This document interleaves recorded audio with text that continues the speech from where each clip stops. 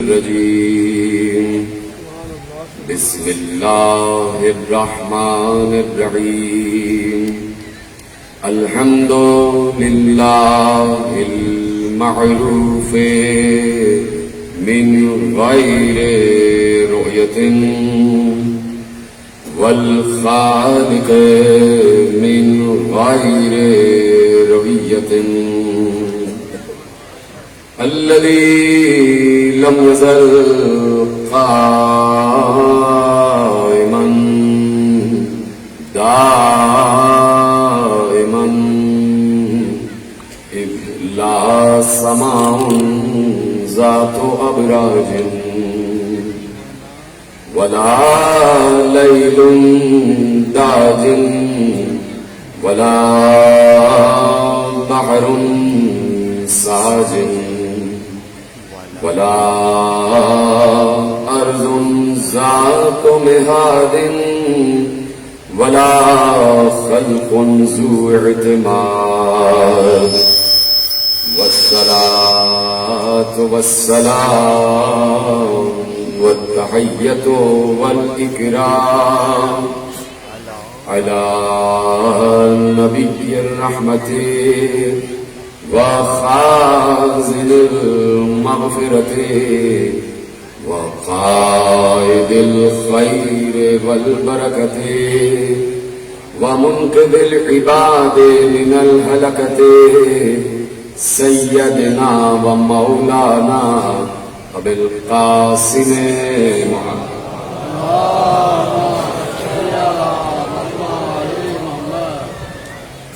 وأهل بيته الطيبين الطاهرين المعصومين المظلومين المنتخبين المنتجبين الذين أذهب الله عنهم الرجس وطهرهم تطهيرا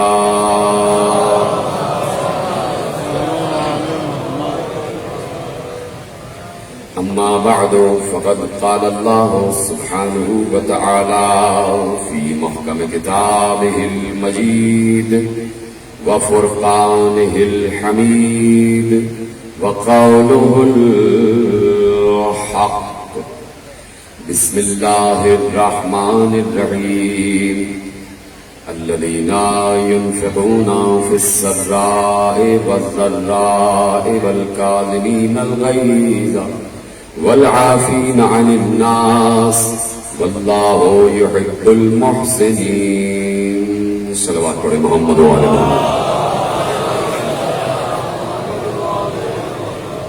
1443 ہجری کے اشرِ ماہ اذا کی مرکزی امام بارگاہ دھوبی گھاٹ فیصل آباد آپ حضرات آج چھٹے فرض اعظم پر بیٹھے ہوئے ہیں اور موضوع گفتگو ہے عظمت و اوصاف امام موسی کاظم علیہ الصلاۃ والسلام۔ پروردگار عالم نے ہمیں یہ توفیق بخشی کہ اس نے ہمیں فکر و عقیدہ و نظریے کی اور شعور و تدبر کی اس منزل پر بلند فرمایا ہے کہ اس نے ہمیں اس وقت یہ ذمہ داری سونپی ہوئی ہے کہ وہ اپنے حبیب کے ساتویں محبوب کے تذکرے کے لیے اس نے ہمیں منتخب کیا۔ پروردگار عالم جو اس دنیا کا تنہا خالق اور مالک ہے، تو جیسا کہ میں مسلسل عرض کر رہا ہوں کہ اس نے اپنے کسی بھی نمائندے کو، کسی بھی حجت کو، کسی بھی ہادی کو، جسے وہ انسانوں کی رہبری کے لیے اور انسانوں کی ہدایت کے لیے بھیجتا ہے، تو وہ بڑے انتظام و انصرام کے ساتھ بھیجتا ہے اور ان کا آنا بھی ایک معجزہ ہوتا ہے۔ ان کا آنا بھی ایک معجزہ ہوتا ہے، یعنی ان کے آنے ہی سے، ان کے آنے کے دنیا میں آنے کے قرینے ہی سے معلوم ہو جاتا ہے کہ یہ یہاں کے نہیں، یعنی اس طریقے سے اگر دیکھا جائے تو حضرت آمنہ سلام اللہ علیہا سے لے کر اور ہر معصومین تک جب بھی آپ کسی معصوم کی والدہ माजिदा और वालिदा ताहिरा और वालिदा तैयबा और तकदीस माब वालिदा के बयान को आप सुनेंगे तो तकरीबन नहीं बल्कि बिल्कुल बात यह है कि हर उम्मे मासूमीन में बशमूल उम्मे खातमुल अंबिया के मैं सिर्फ एक बयान आपके हवाले कर देता हूं, इस पर आप सबको मुंतबिक करते चले जाइए कि जिस वक्त जनाब खत्मी मरतबत अहमद मुश्तबा मोहम्मद मुस्तफ़ा सल्लल्लाहु अलैहि वसल्लम इस दुनिया में तशरीफ लाए और हजरत आमिना सलामुल्लाह अलैहा को अल्लाह ने उनका ज़र्फ़े नूर करार दिया, तो अब जनाब आमिना का बयान खुद पैगंबर के नूर होने की तरफ इशारा करता। इरशाद फरमाती हैं कि जिस वक्त आसार विलादत जाहिर हुए, तो जब कोई मासूम की माँ ये कह दे कि जिस वक्त आसार विलादत जाहिर हुए, तो वो वैसे आसार विलादत नहीं होते जैसे एक आम माँ के होते। सलामत रहे, सलामत रहे। देखिए, मैं अदबन बड़े अदब के साथ, क्योंकि उम्महातुल मासूमीन का तज़किरा है, इसलिए बड़े अदब के साथ गुफ्तगू करूंगा और आपको समझना है इशारों का। इसलिए कि जब रसूल की माँ आम माँ की तरह नहीं हो सकती, तो रसूल किसी आम मुल्ला की तरह कैसे हो सकता?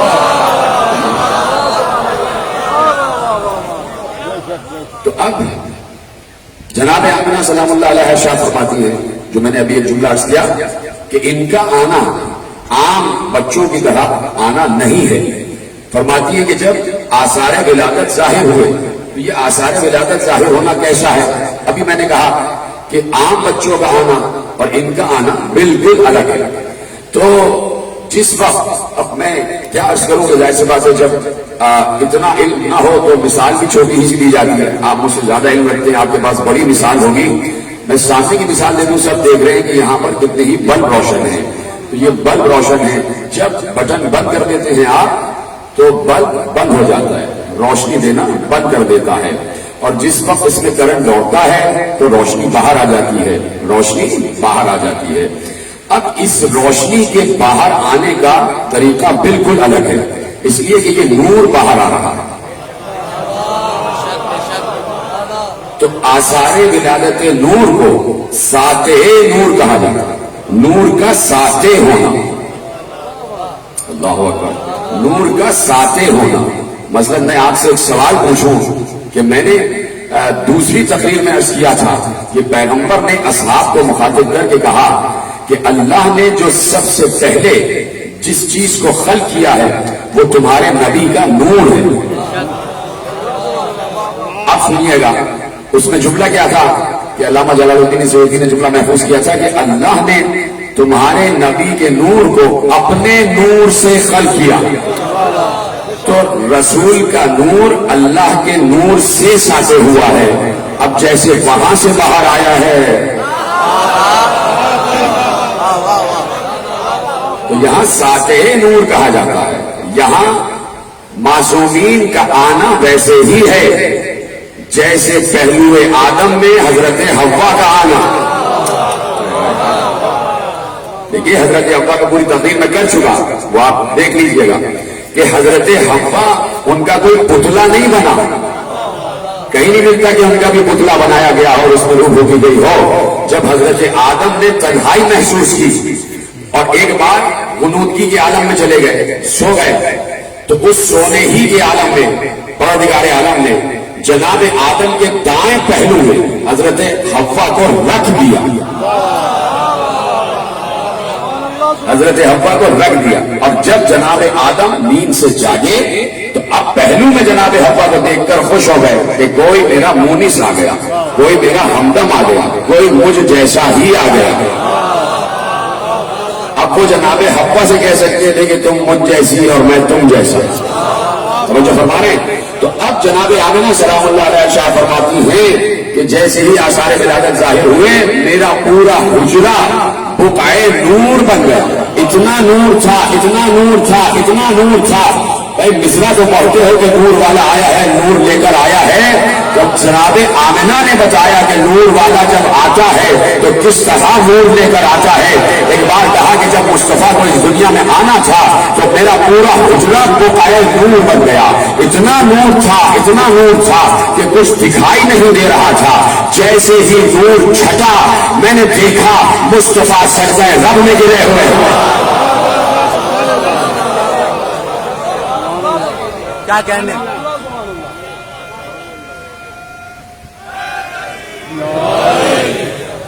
توجہ فرمائی نا آپ نے. تو جب ان کا دنیا میں آنا ہی مختلف ہے تو رہنا بھی مختلف ہے، زندگی گزارنا بھی مختلف ہے. اس حوالے سے مختلف نہیں کہ یہ کوئی ملک کی طرح زندگی گزار رہے تھے انسانوں کی طرح، اور ضروری تھا کہ انسانوں کی طرح زندگی گزارے. کیوں؟ اصل تو نور ہے. مصطفیٰ کی اصل کیا ہے؟ نور. اور میں بتا چکا کہ اللہ کے نور سے مجھے خلق کیا گیا ہے. تو اصل مصطفیٰ ہے نور. اصل اگر اپنی اصل میں آ جاتے یعنی نوری شکل میں آ جاتے تو کیا مسئلہ ہو جاتا؟ سوال قائم کیا کہ اگر اپنی اصل حیت نور میں آ جاتے، جو ان کی اصل حیت ہے، جو ان کی اصل ذات ہے کہ نور ہے ان کی ذات، تو اگر اس اصلی حیت نور میں آ جاتے تو مسئلہ کیا ہوگا؟ انسانوں کے لیے کیا مسئلہ ہوگا؟ جواب دو اگر آپ کی اجازت ہو. اتنے ذہین لوگ بیٹھے ہیں کہ میرا اشارہ ہی سمجھ جائیں گے. دیکھیے قرآن میں آیت ہے کہ اللہ نور السماوات والارض. اللہ آسمان اور زمین کا نور ہے. سورہ نور میں کہہ دیا اللہ آسمان اور زمین کا نور ہے، یعنی اللہ نور ہے. اللہ نور ہے نا؟ بولیے سب ہاں یا نہیں. دوسرا سوال کرنے جا رہا ہوں، یہاں سے وہاں تک آگے پیچھے سب.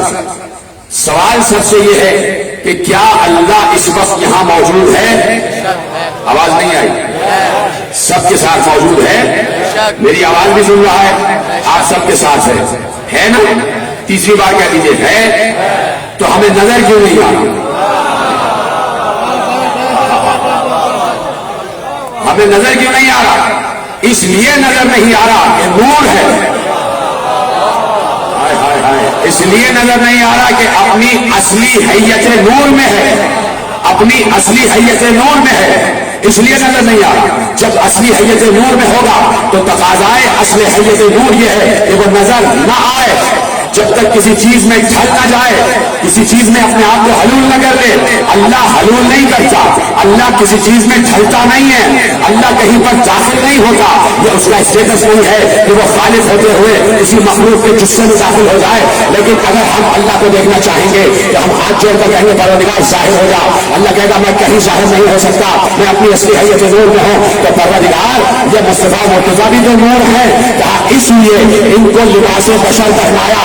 کہ لباس بشر پہنانا ان کی مجبوری نہیں، تمہاری تھی. اگر اصلی حیت میں آ جاتے تو جیسے میں دکھائی نہیں دے رہا ویسے یہ نہیں دکھائی.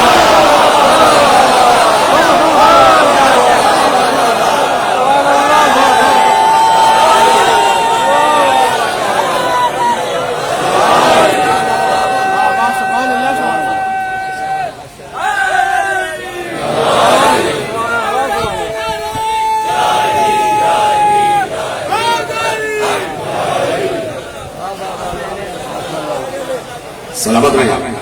اس کی آواز بڑھائی. تو اب اگر اپنی اصلی حیت نور میں آ جاتے تو میں اور تم انہیں نہ دیکھ پاتے. میں اور تم انہیں نہ دیکھ پاتے. اس لیے انسانوں کی فلاح کے لیے، انسانوں کے فائدے کے لیے اور پھر ان کی حجت کے لیے ضروری تھا. اس لیے میرے ساتھ میں امام موسی کاظم علیہ السلام سے پوچھنے والے نے پوچھا کہ محمد و علی کی اصل حیت کیا ہے، ان کی معرفت کیا ہے، ان کا اصل حیت نور کیا ہے. تو اب معصوم نے سارے مسئلے کو حل فرمایا. ایک نور ہی بتا سکتا ہے، ایک نور ہی بتا سکتا ہے کہ نور کیا ہے اور یہ اسرار کیا ہیں، یہ راز کیا ہے. تو اب وہی جملہ معصوم نے ارشاد فرمایا اور معصوم کی دلیل میں آپ کے حوالے کرتا ہوں. پوچھنے والے نے پوچھا تو بتایا کہ محمد و علی ظاہرہما بشریتن، مولا کا جملہ ظاہر نہ کیجیے گا، ظاہرہما بشریتن و باطنہما لاہوتیتن. یہ سمجھ گئے، ان کو سلانا ہے جیسے آپ نے محفوظ کیا جائے. ظاہرہما بشریت و باطنہما لاہوتیہ. کہا کہ ان کا دونوں کا ظاہر تو بشر ہے لیکن باطن لاہوتی ہے. اب آپ سے دوسر کون سمجھے گا کہ لاہوت ہے کیا؟ جہاں کوئی نہ ہو، جہاں سوائے اللہ کے کوئی نہ ہو، اسے لاہوت کہتے ہیں. تو چپ ہو گیا. اب یہ لاہوت لامکا یہ نہ سمجھ لیجیے گا کہ سندھ میں، تبھی آپ چپ ہو گئے کہ وہ یہاں کے ہیں. اتنا الٹی سیدھی باتیں پھیلا دی جاتی ہیں کہ عوام اسی کو سچ سمجھنے لگتے ہیں. جیسے شہباز قلندر کے بارے میں الٹی سیدھی باتیں پھیلائی گئی کہ بھائی وہ ایسے تھے، یوں تھے یوں تھے. وہ بہت بڑا عالم تھا. شہباز قلندر بہت بڑا فقیہ تھا، فقہ کا ماہر تھا. اور شہباز قلندر نے اپنے دور میں جو مدرسے میں نصاب پڑھایا جاتا تھا اس میں 3 موضوعات متعارف کرائے تھے. علم الاوزان پہ پوری کتاب شہباز قلندر نے لکھی تھی. آپ کو بس وہی مست مست مست بتا دیا گیا. اور کچھ شہباز قلندر کے بارے میں آپ جانتے ہی. اسی طرح لاہوت لامکا کے بارے میں بتا دیا. تو میں نے جب کہا کہ وہ لاہوتی ہے تو آپ سمجھے بس یہ بلوچستان سے جو لاہوت لامکا، اس لیے آپ چپ ہو گئے. یہ کوئی لاہوت لامکا کوئی ایسی بات نہیں ہے.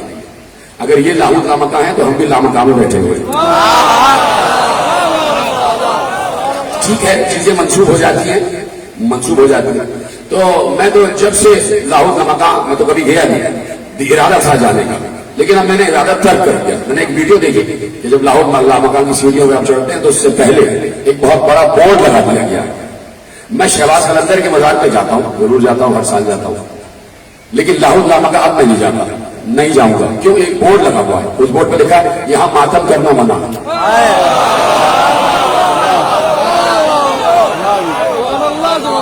تو ماتم تو آیا ہی لاہور سے.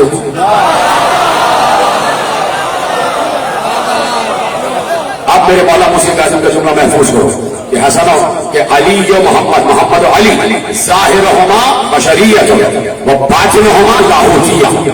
ان کا ظاہر انسانوں جیسا ہے.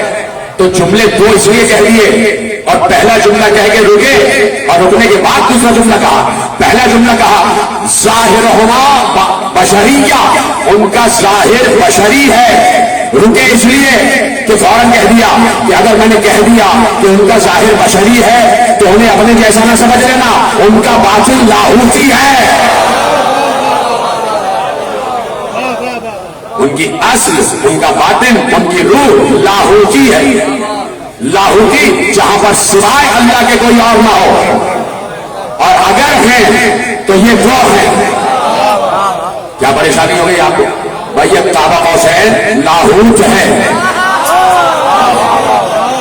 نہیں سمجھ لیا کرنے والا دلیل دینا کیا ضروری ہوتا ہے. قاب قوسین لاہوت ہے، وہ ہے قاب قوسین لاہوت لا مکان. قاب قوسین نہ مکان ہے نہ زمان ہے. چپ ہو رہا ہے. ہاں مجھے بہت تیزی سے آگے بڑھنا ہے، آج کئی مراحل طے کرتے ہوئے بڑھنا ہے، لیکن ساتھ ساتھ دیا میری مجبوری ہے کہ جب بچہ چپ ہوتا ہے تو مجھے رکنا پڑتا ہے وہاں پر. قاب قوسین لاہوت لا مکان ہے، اور لاہوت لا مکان ایسا مکان ہے اس لیے جبرائیل کو سدرہ میں روک دیا کہ جبرائیل نہ لاہوتی ہے نہ مکان ہے. جبرائیل کو سدرۃ المنتہا میں روک دیا اور اس کے بعد کہا کہ سدرہ سے قاب قوسین تک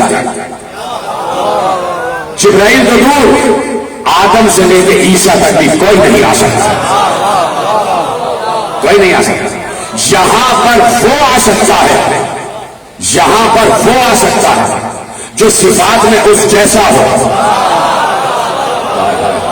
بہت کم لوگ میرے ساتھ ہیں. جو صفات میں اس جیسا ہو، جو صفات میں اس جیسا ہو، اور جسے وہ بلا لے تو اس قابل جان کر بلاتا ہے کہ یہ لاہوت کی شدت و حدت و وزن کو بھی برداشت کر سکتا ہے اور یہ لامکانیت کا وزن بھی اٹھا سکتا ہے.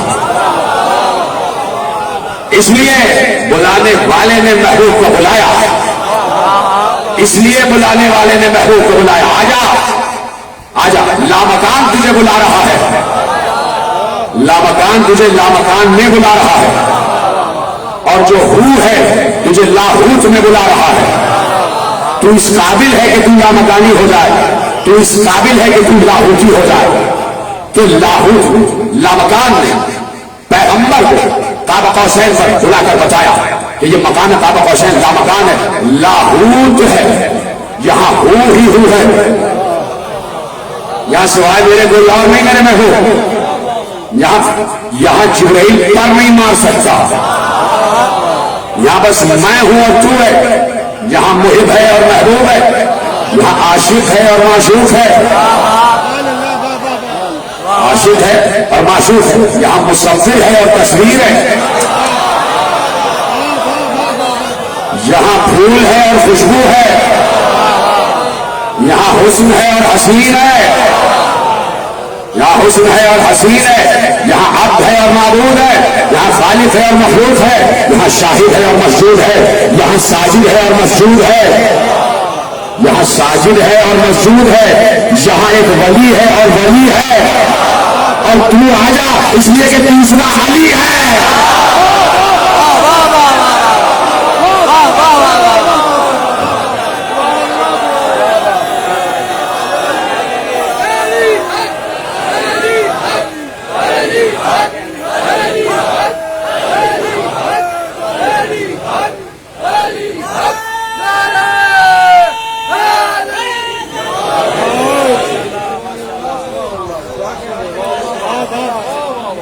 آپ کے کہنے کی وجہ سے میرا یہ وقت صرف ہو گیا، مجھے فوراً اپنے مطلب پر آنا تھا کہ جو آپ لاہوت پہ خاموش ہو گئے تھے۔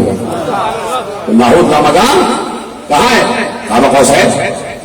تو کہا کہ ان کا ظاہر بشری ہے اور باطن لاہوتی ہے۔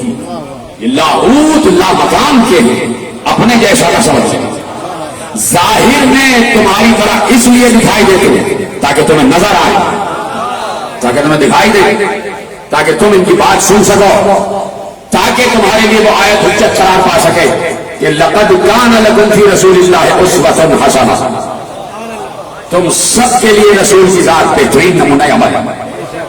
اس لیے بشری جسے میں آئے، لیکن آنے نے بتایا نہ ہم ان جیسے نہ یہ ہم جیسے۔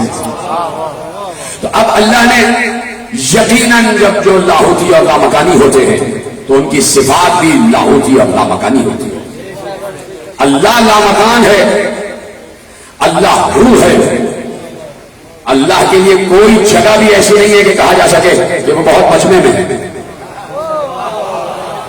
اللہ کو سمجھو، اللہ اس وقت بھی لامکان ہے، اس ہزاروں کے مجمع میں، ہزاروں کے مجمع میں دیکھ رہے ہیں آپ، آگے سے پیچھے دائیں بائیں، سمجھتا ہوں کہ 12-15 ہزار سے زیادہ کا مجمع ہے، 20 ہزار کا مجمع اس وقت بیٹھا ہوا ہے۔ تو 20 ہزار کے مجمع میں بیٹھا ہے، پورا مجمع بیٹھا ہے، تو 20 ہزار کے مجمع میں ایک وقت اللہ موجود ہے، لیکن وہ پھر بھی تنہا ہے۔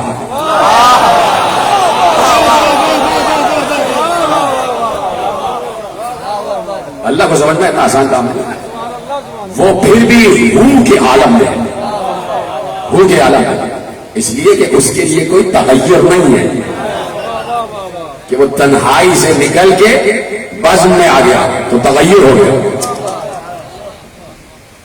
اگلے سال اگر آپ چپ رہے نا، اگلے سال پورا اشرا توحید پہ پڑھو، پورا سمجھے اللہ کو کیا۔ میں آپ کو اپنی بات بتاؤں، میرے احباب بھی جانتے ہیں کہ میں اکثر تنہا جب ہوتا ہوں لائبریری میں تو پڑھ رہا ہوتا ہوں، جب بھی بات توحید کیا جاتی ہے تو میرا تقریباً گھنٹوں جو ہے اسی میں لگ جاتے ہیں کتاب رکھ کے کہ اللہ کیا ہے، اللہ کیا ہے۔ تو کسی نے مجھ سے سوال کیا تھا کہ قبلہ بات یہ ہے کہ لوگ صحیح تو کہتے ہیں کہ وہ علی کے پیکر میں آ گیا اور یہ ہو۔ میں نے کہا دیکھیے بات یہ ہے کہ وہ ظاہر ہے کہ اٹھال سکتا ہے، ہر کام کر سکتا ہے، اللہ کل شیء قدیر ہے۔ دیکھیے یہ شامیانے کی چھت ہے اور یہ زمین ہے، اس کے درمیان ایک خلا ہے، خالی ہے، یہ خالی آپ کو دکھائی نہیں دے رہا، خالی ہے کچھ ہے نہیں آپ کا خالی، حالانکہ یہ بھی ایک مخلوق ہے۔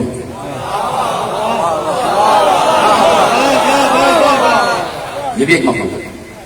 اللہ، میں 3 سال پہلے جملہ کہہ چکا ہوں کہ وہ شے ہے.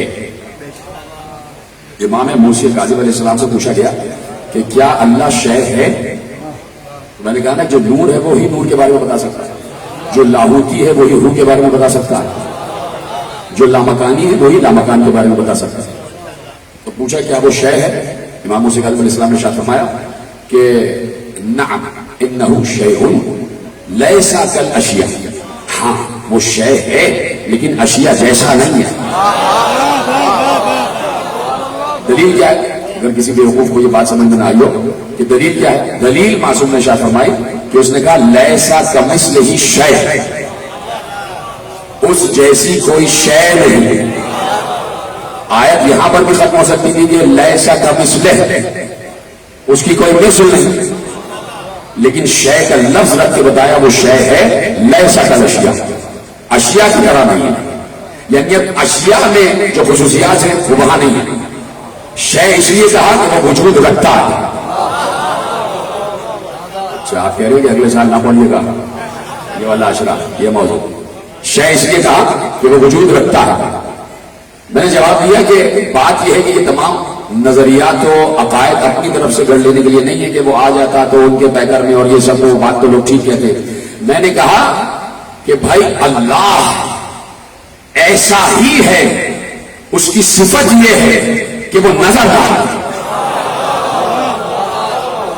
وہ کچھ ایسی نوع ہے جو دکھائی ہی نہیں دیتی. میں نے بالکل سامنے کی بلا تشبیہ مثال دی ہے کہ یہ خلا دکھائی نہیں دیتی، اس کا خاصہ یہ ہے کہ دکھائی نہ دے، تبھی تو خلا. توجہ فرما رہے. تو اب میرے عزیزوں، وہ اللہ جو ہر جگہ موجود ہے، اس نے جب اپنے نمائندوں کو اس دنیا میں بھیجا ہے، تو میں بار بار عرض کر رہا ہوں کہ لاہوتی ہونا، لامکانی ہونا، لازمانی ہونا، یہ اللہ کی طرف سے ہوتا. توجہ، وہ عالم خو میں اور عالم، مجھے لطف آ رہا ہے کہ آپ یہیں سے سمجھ جائیں گے، عالم خو یعنی لاہوتیت، جو اس لاہوتیت میں، جو اس لاہوتی ماحول میں ہوگا، جو عالم خو میں ہوگا. چلیے میں مثال سے سمجھاتا ہوں. ایک دیوار بیچ میں ہے، سمجھے، مجمع کے اس طرح بیچ میں دیوار ہے. تشبیہ سمجھ لیجیے، ایسے ایک دیوار آ گئی، میں یہاں بیٹھا ہوں اور دیوار کے اس پار آپ بیٹھے ہیں. اس پار والوں کو نہیں خبر کہ یہاں کیا ہو رہا، اور یہاں والوں کو نہیں خبر کہ وہاں کیا ہو رہا. اب آگے بڑھتی ہے بات، دیوار کے اس طرف حال ہے اور اس طرف مستقبل ہے. جیتے رہے آ جائیں میرے ساتھ. ایک موٹی سی دیوار ہے، اس کے اس طرف بھی لوگ ہیں، اس طرف بھی لوگ ہیں. وہاں والوں کو یہاں کی خبر نہیں، یہاں والوں کو وہاں کی خبر نہیں. آگے دوسری مثال دی کہ سمجھ لیجیے کہ زمانے میں اس طرف یہاں حال چل رہا ہے، دور حال، اور وہاں پر مستقبل ہے. تو مستقبل والے حال کو نہیں دیکھ پا رہے، حال والے مستقبل کو نہیں دیکھ پا رہے. اب کوئی دیوار پر چڑھ جائے، چل کے کھڑا ہو جائے، وہ بیک وقت حال کو بھی دیکھ رہا ہے، مستقبل کو بھی دیکھ رہا ہے. سلامت رہے آپ، جیتے رہے آپ. جیسے آپ نے سنا، میں نے صرف مثال دی ہے، ایسا ہے نہیں، صرف سمجھانے کے لیے. لاہوت عالم ہو کہتے ہی اس مقام کو ہے جہاں کی بھی خبر ہو، غیب کی بھی خبر ہو، حال کا بھی عالم ہو، غیب کا بھی عالم ہو.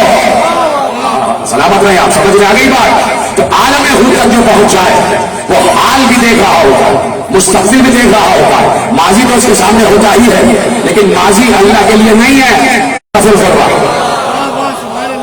والعصر ان الانسان لفی خسر الا الذین آمنوا وعملوا الصالحات. جہاں لا ہے وہاں الا ضرور ہے، جہاں لا ہے وہاں الا ضرور ہے. تو یہاں سورہ جن نے ارشاد فرمایا عالم الغیب فلا یظہر علی غیبہ احدا. وہ ہے عالم غیب، اللہ عالم غیب ہے، اور وہ اللہ جو عالم غیب ہے وہ اپنا غیب کسی پر ظاہر نہیں کرتا الا من ارتضی، سوائے اس کے جو مرتضی ہو. اور پھر دوسری صفت بیان کی کہ وہ مرتضی ہو کون؟ مرتضی کی صفت بیان کی، الا من ارتضی من رسول، صفت یہ ہو کہ ہر کوئی مرتضی اپنے کو نہ کہہ لے کہ میرا نام میری ماں نے مرتضی رکھ دیا تو میں وہی والا مرتضی ہوں، تو جس کی طرف اللہ نے سورۃ میں اشارہ کیا ہے، اشارہ کرنے کے بعد صفت بیان کر دی، خصوصیت بیان کر دی، الا من ارتضی من رسول، وہ مرتضی وہ ہو جو رسول سے منیت کی منزل پر ہو، جو منیت رسول کی منزل پر ہو، الا من ارتضی من رسول، تو وہ مرتضی ہو۔ کہا کہ ہم اس پر ظاہر کرتے ہیں جو مرتضی ہو، مرتضی سے مرتضی نہیں ہے، مرتضی مصطفیٰ بھی ہے۔ کہا کہ ہم اپنا علم غیب ظاہر کرتے ہیں اس پر رسول سے منیت کی بندے پر۔ دوسرا ترجمہ یہ ہے کہ ہم اپنا علم غیب ظاہر کرتے ہیں رسولوں میں سے اس پر جو مرتضی۔ میں یقیناً اپنے علماء کے اقوال کی روشنی میں پہلے ترجمے کو زیادہ صحیح مانتا ہوں، اس لیے کہ اگر یہ کہہ دیا کہ ہم اس پر اپنا علم غیب ظاہر کرتے ہیں جو رسولوں میں مرتضی ہو، تو رسولوں میں تو مصطفیٰ ہے،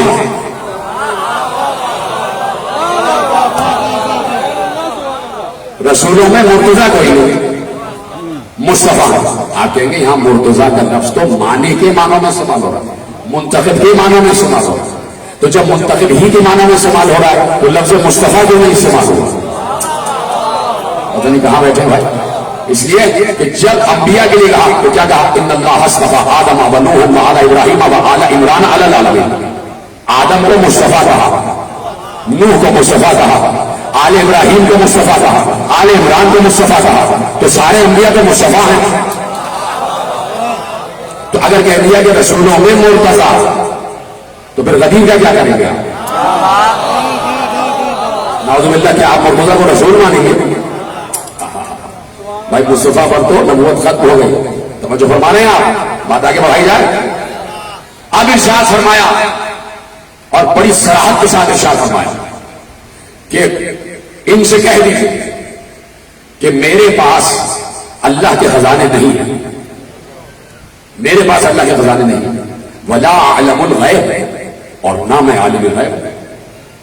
اے نبی ان سے کہہ دیجیے کہ میرے پاس غیب کے میں نے تم سے یہ نہیں کہا، قل لا اقول لكم عندي خزائن اللہ، ان سے کہہ دیجیے کہ میں نے تم سے یہ نہیں کہا کہ میرے پاس غیب کے خزانے، ولا عالم الغیب، اور نہ میں نے یہ کہا ہے کہ میں عالم غیب، ولا اقول لكم انی ملک، نہ میں نے یہ کہا ہے تم سے کہ میں ملک ہوں، فرشتہ ہوں۔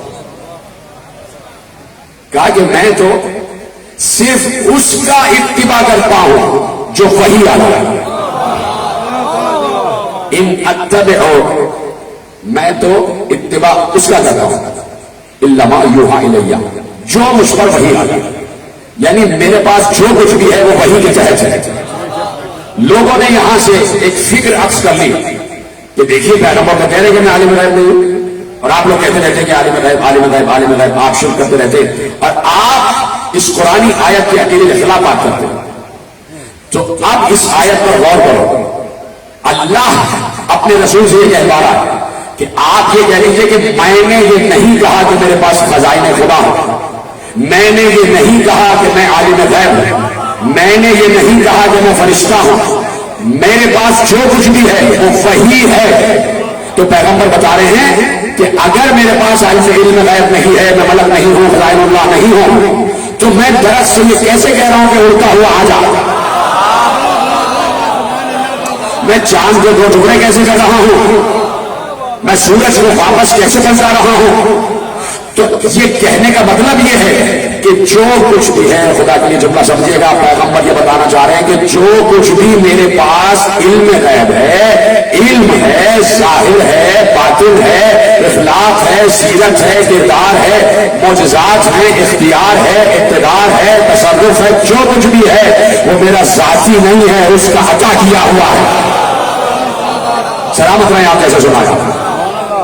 تو اب علم غیب ہے، اور یہی سے بات آگے بڑھ رہی ہے، لیکن بات آگے بڑھے اس سے پہلے سے 5 منٹ آپ کو لینا چاہتا ہوں کہ تھوڑی سی بات آپ سے انٹرسٹ والے بھی کرنے۔ اور کچھ لوگوں نے بار بار میرے احباب بتاتے ہیں کہ انڈیا تک دیکھا جا رہا ہے، اور انگلینڈ، امریکہ، کینیڈا، سویڈن، نیوزی سوئٹزرلینڈ، کہاں کہاں، نیدرلینڈ، سب جگہ، اور ادھر مشرق وسطیٰ تک مسلسل یہ آپ کی مجالس دیکھی جا رہی ہے یہ والی۔ 2-3 लोग کمنٹ کر دیتے ہیں کہ بھائی یہ چندہ بیچ میں ڈسٹرب کرتا ہے اور اس کو ختم ہونا چاہیے، لائف جاری ہے. تو میں ابھی بھی وہ مجھے دیکھ رہے ہوں گے تو ان سے یہ کہوں گا کہ آپ بھجوا دیجیے تو ہم اپیل ختم کر دیں گے.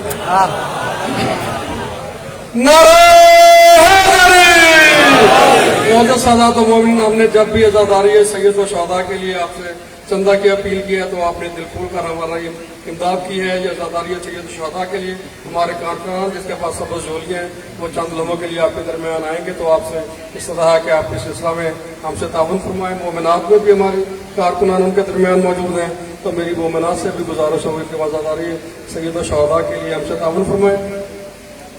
اخراجات محرم بہت زیادہ ہیں اور ہمارے محدود وسائل ہیں.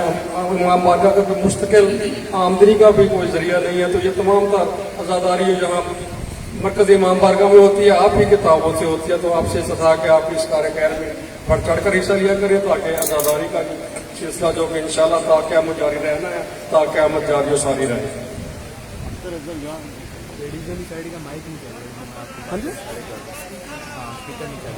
کون سی سائڈ کا؟ یہاں پہ کمنٹس آ رہے ہیں بار بار لیڈیز سائڈ کا اسپیکر نہیں چل رہا ہے. کروا دو ادھر چیک کروا دو.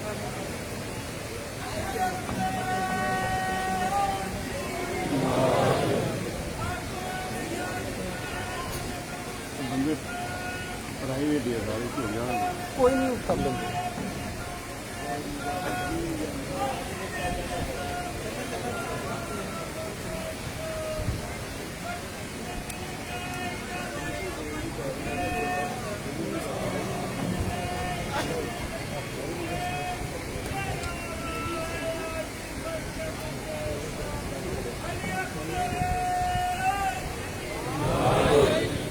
اختر ہے تو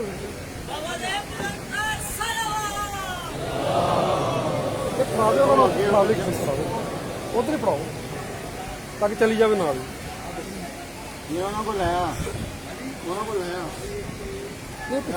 اختر ہونی لے لیں گے یار.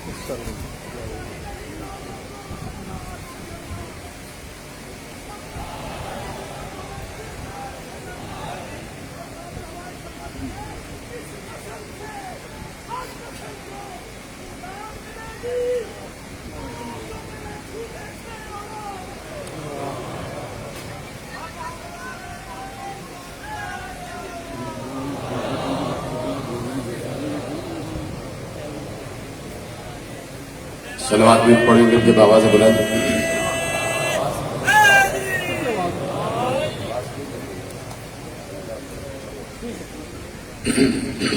آواز بلند درود پڑھے محمد و آل محمد. اس سے بھی بہتر طریقے سے صلوات پڑھے محمد و آل محمد. صلی علی محمد و آل محمد. توجہ ہے باشد کی جائے آگے. سلامت رہیں آپ سب کے سب سلامت رہیں. خدا آپ کے چہروں کو آپ کے وجود کو نظر بد سے محفوظ فرمائے. اور جہاں جہاں لوگ اس وقت بیٹھے ہوئے تقاریر سن رہے ہیں مجلس اعزاز میں شریک ہیں جس طریقے سے بھی شریک ہے پروردگار ان سب کے گھروں کو اپنی رحمت و برکتوں کے سائے میں دے. آسمانوں سے ہم سب پر اپنے رزق کے دروازے کھول دے. تو بات آگے بڑھا رہا ہوں میں کہ عالم الغیب فلا یظہر علی غیبہ احدا الا من ارتضی من رسول فانه یسلک من بین یدیہ ومن خلفہ رصدا لیعلم ان قد ابلغ رسالات ربہ واحاط بما لدیہ واحصى كل شیء عددا. کہا کہ ہم اس پر اپنا غیب ظاہر کرتے ہیں کہ جسے ہم چن لیتے ہیں، جسے ہم مرتضیٰ قرار دیتے ہیں. اور وہ مرتضیٰ وہ ہو کہ جو رسول سے منیت کی منزل پر ہو، رسول سے منیت کی منزل پر ہو، رسول سے منیت کی منزل پر ہو. رسول سے منیت کی منزل کا مطلب یہ ہے کہ ایک بار پیغمبر نے جو آیتیں ارشاد فرمائی، سورہ فاتر کی آیتیں مسلسل پڑھ رہا ہوں کہ اللہ نے رسول سے منیت کی منزل کا اظہار کیا اور کہا کہ ثم اورثنا الکتاب الذین اصطفینا من عبادنا. ہم نے اپنی کتاب کا ہمارے وارث ایک مصطفیٰ نہیں، اس مصطفیٰ جیسے کئی مصطفیٰ کو بنایا. تو اب منیت رسول دیکھو کہ کہاں کہاں تک جا رہی ہے. پہلی منزل تو یہی ہے کہ کوئی سورہ برات لے کر چلا تو ایک بار جبرائیل پیغمبر پر نازل ہوئے اور کہا یا رسول اللہ، اللہ کہتا ہے کہ یہ سورہ یا تو آپ خود لے کے جائیں یا وہ جائے جو آپ سے منیت کی منزل پر ہو. اس وقت علی کو بھیجا سورہ برات دے کے بتا دیا علی منیت کی منزل پر ہے، علی من ہے. ایک بار حسن مصطفیٰ کو کانے پہ اٹھا کے لائے، حسین کو کانے پہ اٹھا کے لائے، کہا نوازوں سے اتنی محبت ہے کہ کبھی کانے میں بٹھاتے ہیں، کبھی دو زانوں میں بٹھاتے ہیں، کبھی ممبر پہ بیٹھ کر دونوں کو دائیں بائیں بٹھاتے ہیں، کبھی نماز کے سجدے میں ہوتے ہیں تو اس پر بچھا لیتے ہیں. یہ کیا بات ہے نوازوں سے اتنی محبت؟ کا نوازے نہیں ہیں، یہ میری ملت پر ہیں. یہ نوازے نہیں ہیں، یہ میری ملت پر ہے. الحسن منی وانا من حسن، الحسین منی وانا من الحسین. کیا یہ نوازے نہیں، یہ میری ملت پر ہے، ملت پر ہے. تو رسول نے یہی بتایا. اگر صرف علی کو کہہ دیتے تو یہ میری ملت پر ہے، اگر صرف علی کو کہہ دیتے یہ میری ملت پر ہے، تو رسول اور علی ایک دور میں بھی ہیں. اور پھر یہ بات ہو جاتی کہ جب رسول چلے گئے تو ملت علی کے پاس ہے، اور جب علی چلے گئے تو کس کے پاس؟ اس لیے حسن اور حسین کا بتانا ضروری تھا کہ میری ملت رکے گی نہیں. میری ملت رکے گی نہیں، اس لیے کہ کتاب کی وراثت نہیں رکے گی. میرا ساتھ دے، اس لیے کہ نہ مائک میرا ساتھ دے رہا ہے اور نہ میرا گلا میرا ساتھ دے رہا ہے. میں آہستہ آہستہ جملہ آپ کے حوالے کر رہا ہوں، لیکن یاد رکھیے کہ جملہ آپ کو ویسے سننا ہے جیسے آپ اصول کرتے ہیں. کہا میری ملت نہیں رکے گی. کیوں؟ اس لیے کہ قرآن نے کہا کہ وراثت قرآن نہیں رکے گی. تو اب جملہ سے اتنا سا ہے کہ بھائی یہ بات تو سمجھو کہ سورہ فاتر کی آیت پڑھی کہ سما اور کتاب الذی نصفہ نہیں پا دینا. ہم نے اپنی کتاب قرآن کا وارث اپنے مصطفیٰ بندے کو بنایا ہے. تو اب اگر بچے سے نہیں پوچھا جائے، کسی مسلمان بچے سے نہیں پوچھا جائے کہ قرآن آج زندہ ہے یا نہیں ہے، قرآن آج زندہ ہے یا نہیں ہے، تو بچہ بھی کہے گا قرآن زندہ ہے. تو اب مانو نا، جب قرآن زندہ تو وارث قرآن بھی زندہ.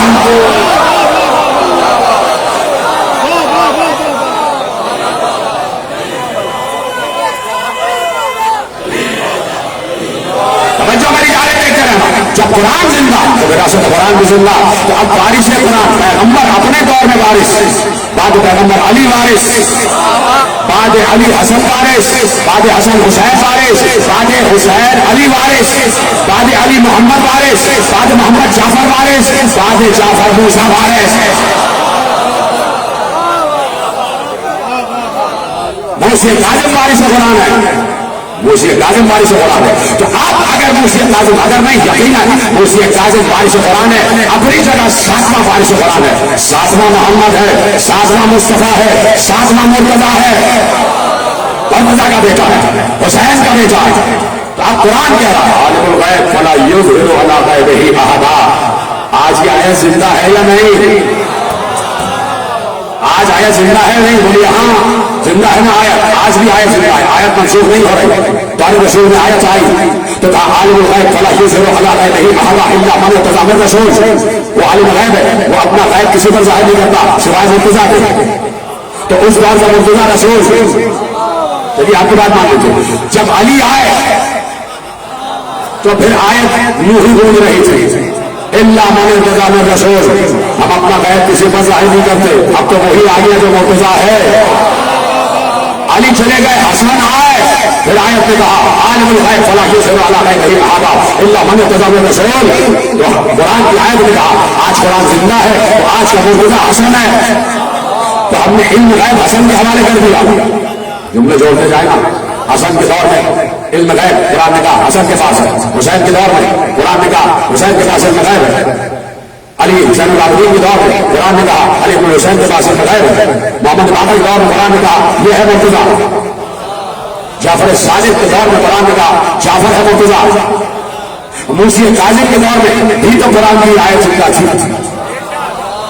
عالم الغیب فلا یظہر علی غیبہ احدا الا من ارتضی من رسول. وہ عالم الغیب ہے، وہ اپنے غیب کو کسی کو ظاہر نہیں کرتا سوائے اس کے کہ جو مرتضیٰ ہو رسول سے ہو، رسول سے ہو. جملے بھی دے چکا، حدیثیں بھی سنا چکا. ربیع الابرار علامہ جار اللہ زمخشری کا پورا جملہ آپ کے حوالے کر دیا 3 دن پہلے کی تقریر میں کہ انہوں نے کہا کہ پیغمبر نے کہا ہؤلاء الذین امر اللہ بمودتہم. یہ 14 وہ ہیں کہ جن کی مودت کا حکم اللہ نے دیا. تو انہیں 14 میں بیچ کا 7واں موسیٰ کاظم جو ہے نا درمیانہ ہے نا بھائی، بیچ کا محمد ہے، اوسط محمد ہے. ادھر 7 ادھر 7. ٹھیک ہے. تو اپنے دور میں علم غیب اللہ کہہ رہا ہے ہم نے اس نمائندے کو عطا کیا، اس نمائندے کو عطا کیا. تو اب اس نمائندے کو ثابت کرنا ہے کہ میں ہی شاید سمجھتا ہوں. میں ہی اس آیت کا مصداق ہوں۔ روایت نے لکھا سفر حج اور آپ کے حوالے ایک منظر، سفر حج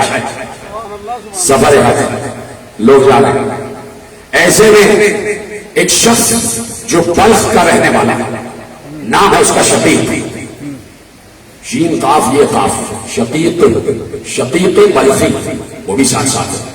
وہ کہتے ہیں سفر حج میں قافلے کے ساتھ ساتھ ہمارا قافلہ مقام قادسیہ پر رکا اور لوگ خوبصورت خیمے سجائے ہوئے رک گئے آرام کرنے کے لیے، اسی طرح منزلیں لے لے کے آگے جاتے تھے۔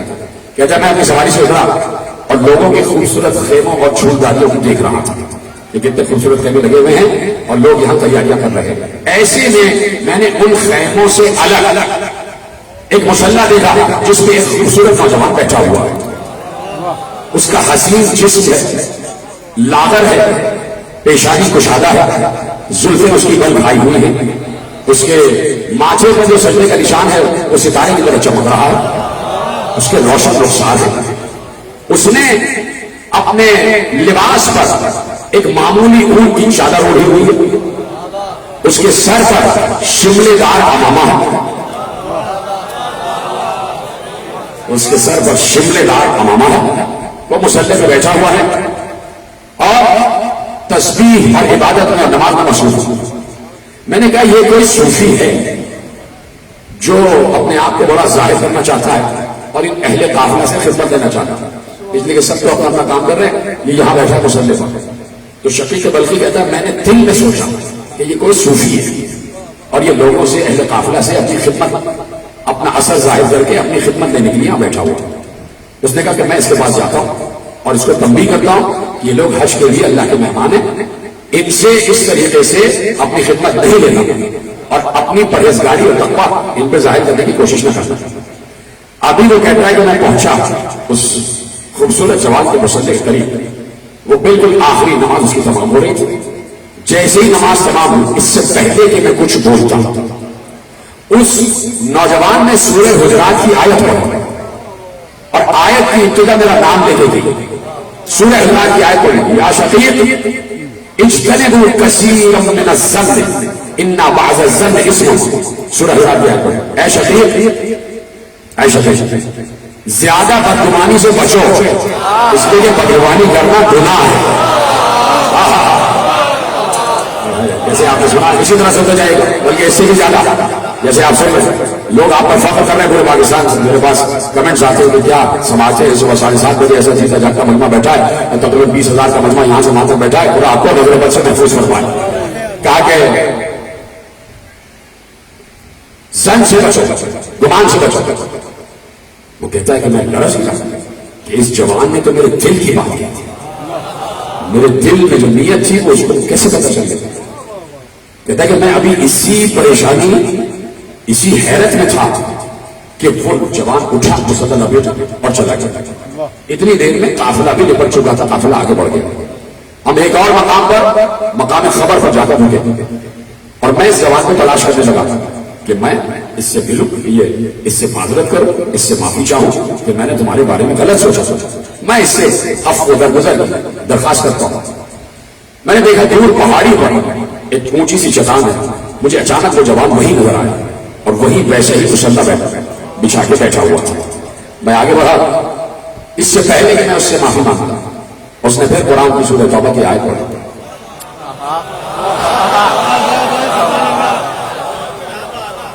ایسا آیت تو خدا اتار رہا ہے۔ اللہ نے کیا کہا؟ اجتنبوا کثیرا من الظن ان بعض الظن اسم، بہت زیادہ شک سے بچو، اس لیے کہ بہت زیادہ شک گناہ ہوگا۔ بات یہاں تک سمجھ میں آ گئی کہ میں قرآن کی آیت پڑھوں، اب جو ذہین ہوگا وہ سمجھے گا، میں تفسیر عرض نہیں کروں گا۔ آیت پڑھی، اس نے کہا کہ میں آگے بڑھا کر مجھ سے معافی مانگوں۔ انہوں نے آیت پڑھی، انی لغفار لمن تاب وآمن وعمل صالحا ثم اهتدى۔ سنیں گے آیت کا ترجمہ اور بتائیے گا کہ ترجمہ آپ تک پہنچ گیا۔ اس کے دل میں کیا ہے کہ میں آگے بڑھوں گا اور ان سے معافی مانگوں گا، اس سے پہلے کہ میں معافی کے جملے ادا کرتا قرآن کی آیت پڑھی، انی لغفار لمن تاب، جو توبہ کر لیتا ہے میں اسے معاف کر دیتا ہوں۔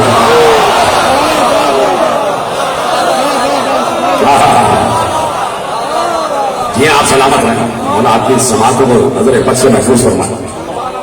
انی لغفار لمن تاب وآمن وعمل صالحا ثم اهتدى. جو توبہ کر لیتا ہے میں اسے معاف کر دیتا ہوں. پھر اس کے بعد وہ ایمان لائے، عمل صالح کرے اور ہدایت پا جائے. انی لغفار لمن تاب. سلامت رہے. میرے دو احباب میرا ساتھ دیجیے، یہی کافی ہے. ٹھیک ہے، آپ بھی سمجھ گئے لیکن بتا نہیں رہے. وہ کہتا ہے کہ میرا دل لڑک رہا تھا کہ یہ تو میری ہر بات کو جانتے ہیں، میرے دل کی کیفیتوں کو جانتے ہیں. اسے یہ پتہ ہی نہیں کہ اس دور میں جو آیت ہے کہ عالم الغیب فلا یظہر علی غیبہ احدا، یہ وہی معجزہ تو ہے. یہ طرح سلامت ہے جیسے آپ نے سنا، یہ وہی معجزہ تو ہے کہ جو اللہ کی طرف سے حاصل کیے ہوئے علم کا اظہار کرنا. اور اظہار اس لیے ضروری ہے کہ بتائے اس دور کا محمد میں ہی ہوں، اس دور کا محمد میں ہی ہوں. تو کہتا ہے کہ میں پھر بہرے حیرت تھا اور نہ معلوم کیا ہوا کہ میں وہیں کھڑا تھا. میری نظر ذرا سے ادھر ہوئی، اب جو پلٹ کر دیکھا وہ جوان غائب تھا، مجھے نظر نہیں آئی. قافلہ آگے بڑھ گیا، پھر ہم منزل زوالہ پر لگا اور اب میں نے شدت سے اس جوان کی تلاش کی کہ وہ نوجوان مجھے نظر آئے کہ میں اس سے باتیں کرنا چاہتا ہوں، میں اس سے پوچھنا چاہتا ہوں کہ پھر اچانک میں نے دیکھا کہ دور ایک کنواں ہے. اس کنویں کے دہانے پر وہ جوان کھڑا ہوا، اس کے ہاتھ میں ایک ڈول ہے. اس نے پانی نکالنے کے لیے ڈول کنویں میں ڈالا. کنویں میں جیسے ڈول ڈالا اس کے ہاتھ سے ڈول گر گئے، کنویں میں ڈول گر گئے. اللہ اکبر. امام کا ہر کام حکمت کے تحت ہوتا ہے. یقین اس منزل پر رکھنا اپنا. امام کا ہر کام حکمت کے تحت ہوتا ہے، اس لیے کہ امام مفترض الطاعت ہے. پچھلے سال میں نے اشرا پڑھا تھا آل ابراہیم ملک عظیم پر. اس میں نے بتایا تھا کہ آل ابراہیم کا ملک عظیم ہے مفترض الطاعت ہونا. کائنات کی ہر شے پر ان کی اطاعت واجب ہے. تو یہ ڈول بھی تو ان کا مطیع ہے، پھر گرا کیسے؟ حکمت امامت، حکمت عصمت سے کا ڈول ہاتھ سے گرا، کنویں میں نیچے گر گیا. اس جوان نے آسمان کی طرف دیکھ کر کہا پروردگار تو میرا پالنے والا، میں جب بھوکا ہوتا ہوں تو کھانا کھلاتا ہے، میں جب پیاسا ہوتا ہوں تو پانی پلاتا ہے. پروردگار میرے پاس اس وقت یہی ایک ڈول تھا، وہ گر چکا ہے. یا اللہ کیا یہ چاہو کہ تو میرا ڈول واپس کر دے. بڑا تم اللہ اللہ اللہ اللہ اللہ ہو اللہ ہو، یا اللہ مدد یا اللہ مدد یا اللہ مدد کہتے رہتے ہو. اس کو کہتے ہیں یا اللہ مدد، یہ ہے یا اللہ مدد. امام نے کہا یا اللہ مدد، پروردگار میرا ڈول واپس کر دے. تو شقیق بلخی کہتا ہے میں درس گیا اس لیے کہ میں نے خود دیکھا کہ کنویں کا پانی اوپر آنا شروع ہوا. ایسے سنیں گے تو فکر کرتا ہوں بھائی، کنویں کا پانی اوپر آنا شروع ہوا اور بالکل کنویں کے دہانے کی سطح پر پانی آیا اور سامنے ڈول لگا ہوا تھا. پانی کی سطح ڈول تھا. اس جوان نے ڈول بھرا اور ڈول بھر کے ایک جانب چلا گیا. اس نے پانی دیا. میں پیچھے پیچھے دیکھ رہا تھا کہ کیا ہو رہا، اور میں پہلے ہے بچا. میرے دل میں اس کی محبت بڑھتی جا رہی تھی، بڑھتی جا رہی تھی. میں متاثر ہوتا جا رہا تھا، میں جذب کش کی منزل پر آ رہا تھا. پھر میں نے دیکھا تھوڑی اونچی ایک چٹان پر وہ چڑھ گیا. اس نے پانی پیا. پانی پینے کے بعد اس نے مٹھی میں مٹی اٹھائی اور وہ مٹھی کی مٹی اس نے ڈول میں پانی میں ڈالی. پھر اٹھائی پھر ڈالی، پھر اٹھائی پھر ڈالی. اس پانی کو اس نے مٹی سے گھولا. میں دیکھ رہا تھا کہ ڈول ہے اور اس میں وہ مٹی کو پانی سے گھول رہا ہے. گھول لیا، میری طرف دیکھنا بھائی. گھولا تو اس کے بعد اس نے اس پانی کو پینا شروع کیا. مٹی اس میں گھول لی اور وہ پیا. میں آگے بڑھا، میں نے سلام کیا، اس نے جواب سلام دیا. میں نے کہا کہ اللہ نے جو نعمات، جن نعمات سے آپ کو نوازا اس میں سے مجھے کچھ مجھے بھی عطا ہوا. کیا یہ اچھا ہے کہ یہ جو آپ پی رہے ہیں مجھے بھی دے دیں؟ کہا کہ اے شفیق، اللہ کا ہماری طرف مسلسل نعمات کا نزول ہوتا ہے، چاہے وہ نعمات ظاہری ہوں چاہے نعمات باطنی ہوں. اب جملہ سنیں گے، فَأَحْسَنَ ظَنَّكَ بِرَبِّكَ. پتہ نہیں جملہ پہنچے گا نہیں. کہا کہ اللہ کا ہماری طرف نعمات کا مسلسل نزول ہوتا ہے، وہ مسلسل ہم پہ اپنی نعمتیں نازل کرتا ہے، نعمت ظاہر، نعمت باطن. پھر جملہ کہا فَأَحْسَنَ ظَنَّكَ بِرَبِّكَ، اے شہید اپنے رب کے بارے میں ہمیشہ اچھا ہی گمان رکھا کرو.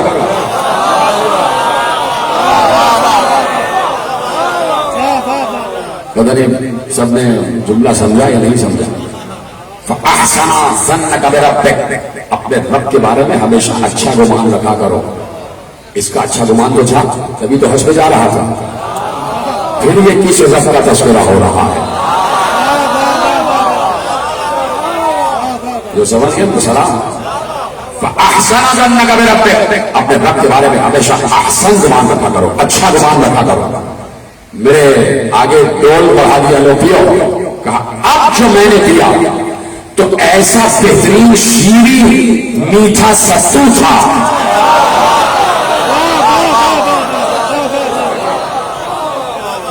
ایسا شیریں اور بہترین ستو تھا کہ ایسا ستو میں نے زندگی میں کبھی نہیں پیا. اور جب میں نے پیا تو مجھے 1 مہینے تک نہ پیاس لگی نہ بھوک لگی. 1 مہینے تک نہ پیاس لگی نہ بھوک لگی. کہ نوجوان اٹھا اور آگے چلا گیا. قافلہ آگے بڑھ گیا، پہنچ گئے بیت اللہ الحرام. ہر عمل انجام دینے لگے. میں نے اس نوجوان کو دیکھا کہ وہ ہر عمل ایسی خضوع و خشوع سے کر رہا ہے، ایسا لگتا تھا وہ اللہ کو دیکھ رہا ہے. اس نے طواف کیا، اس نے سعی کی، اس نے نمازیں پڑھی، اس نے تسبیحات پڑھا. اس کے بعد میں نے اسے دیکھا کہ وہ آب زمزم کے قطعے کے پشت پر میں وہاں پہنچا. میں نے پھر سلام کیا، جواب سلام ملا، لیکن ان کے ساتھ بہت سے لوگ تھے اور وہ بیت اللہ کے دروازے پر چلے گئے. جب باہر نکلے تو میں نے دیکھا ان کے تو بہت سے غلام ہیں، ان کے پاس بہت سے جانور بھی ہیں. وہ سارے جانور قربانی کے لیے لائے تھے. اپنا لباس تبدیل کیا، بہترین لباس زبطن فرمائے. وہ آگے بڑھ گیا. میں نے کسی سے پوچھا یہ ہیں کون؟ کہا یہ عالم آل محمد ابو ابراہیم، عالم آل محمد ابو ابراہیم. تو میں نے کہا میں سمجھا نہیں، تفصیل بتاؤ، تفصیل بتاؤ. کہا یہ موسیٰ ابن جعفر ابن محمد ابن علی ابن الحسین ابن علی ابن ابی طالب ابن عبد المطلب کا شجرہ رسول سے تعلق رکھتے ہیں، وارث رسول سے. اور یقیناً میں ہوتا تو یہ بھی کہہ دیتا یہی تو وہ علم غیب رکھنے والے ہیں جسے اللہ نے معجزہ کہا ہے. ہم اور آپ ہوتے تو پھر مدح کرنا شروع کر دیتے. بولیے ہاں یا نہیں؟ پھر ہم منقبت پڑھنا شروع کر دیتے. یہ تو وہ ہیں جن کے لیے قرآن نے کہا ہے وَالْكَاظِمِينَ الْغَيْظَ وَالْعَافِينَ عَنِ النَّاسِ وَاللَّهُ يُحِبُّ الْمُحْسِنِينَ. ہاں ہمارے بندوں میں ایسے بھی ہیں جو ہماری طرح جلال کو ضبط کرنا جانتے ہیں اور ہماری طرح انسانوں پر عافیت ہے. اور اللہ محسنوں کو پسند کرتا ہے. یہ ہمارے محسن ہیں. اتنا بڑا جملہ آپ نے ایسے خاموشی سے سنا واللہ یحب المحسنین، اور اللہ محسنوں سے محبت کرتا ہے. تو یہی تو بتا رہا ہے کہ یہ کاظم وہ ہے جس سے ہم محبت کرتے ہیں. یہ کاظم وہ ہے جس سے ہم محبت کرتے ہیں. ختم ہو گئی بات. میں کیا کروں گا، جلدی سے کم گزر جاتا ہے کہ یہ کاظم بھی وہ ہے جس سے ہم محبت کرتے ہیں. توجہ فرما رہے نہیں فرما رہے؟ ایک حدیث قدسی میرے ذہن میں آ گئی اور کہنا آپ کے پاس یہ کاظم بھی وہ ہے جس سے ہم محبت کرتے ہیں. تو اب اللہ نے حدیث قدسی میں ارشاد فرمایا، حدیث قدسی بھی اللہ کی طرف سے نازل ہوتی ہے کہ پیغمبر ان سے کہہ دو، ان سے کہہ دو. حضرت ابو ہریرہ سے بھی روایت ہے اور حضرت ابو بصیر سے بھی روایت ہے کہ ائمہ نے ارشاد فرمایا، ائمہ نے ارشاد فرمایا. وہاں رسول سے یہ حدیث ملتی ہے جا کے کہ رسول نے کہا اور اس کے بعد ہر امام نے کہا، ہر امام نے کہا لا یزال عبد یتقرب الی بالنوافل حتی احبه فاكون انا سمعه الذي يسمع به وبصره الذي يبصر به ولسانه الذي ينطق به وقلبه الذي يعقل به. ختم ہو گئی بات. اللہ کہتا ہے کہ جب میرا بندہ تنہائی کی عبادتوں میں، تنہائی کی عبادتوں کی سرگوشیوں کے ذریعے میرے قریب آ جاتا ہے تو میں اس سے محبت کرتا ہوں. تھکے سے گا جب تنہائی کی عبادتوں کے نوافل کے ذریعے جب میرا بندہ میرے قریب آ جاتا ہے جو میں اس سے محبت کرتا ہوں. اللہ کیا کہہ رہا ہے کہ میں محسنوں سے محبت کرتا ہوں. جس سے اللہ محبت کرے اسے دیتا کیا ہے؟ تو اللہ کہہ رہا ہے یہ موسی کاظم بھی میرا محسن ہے تو اب میں اس سے بھی محبت کرتا ہوں. اور حدیث قدسی کیا کہہ رہی ہے؟ جب میں اپنے بندے سے محبت کرتا ہوں تو میں اس کی دیکھنے والی آنکھ بن جاتا ہوں, سننے والا کان بن جاتا ہوں.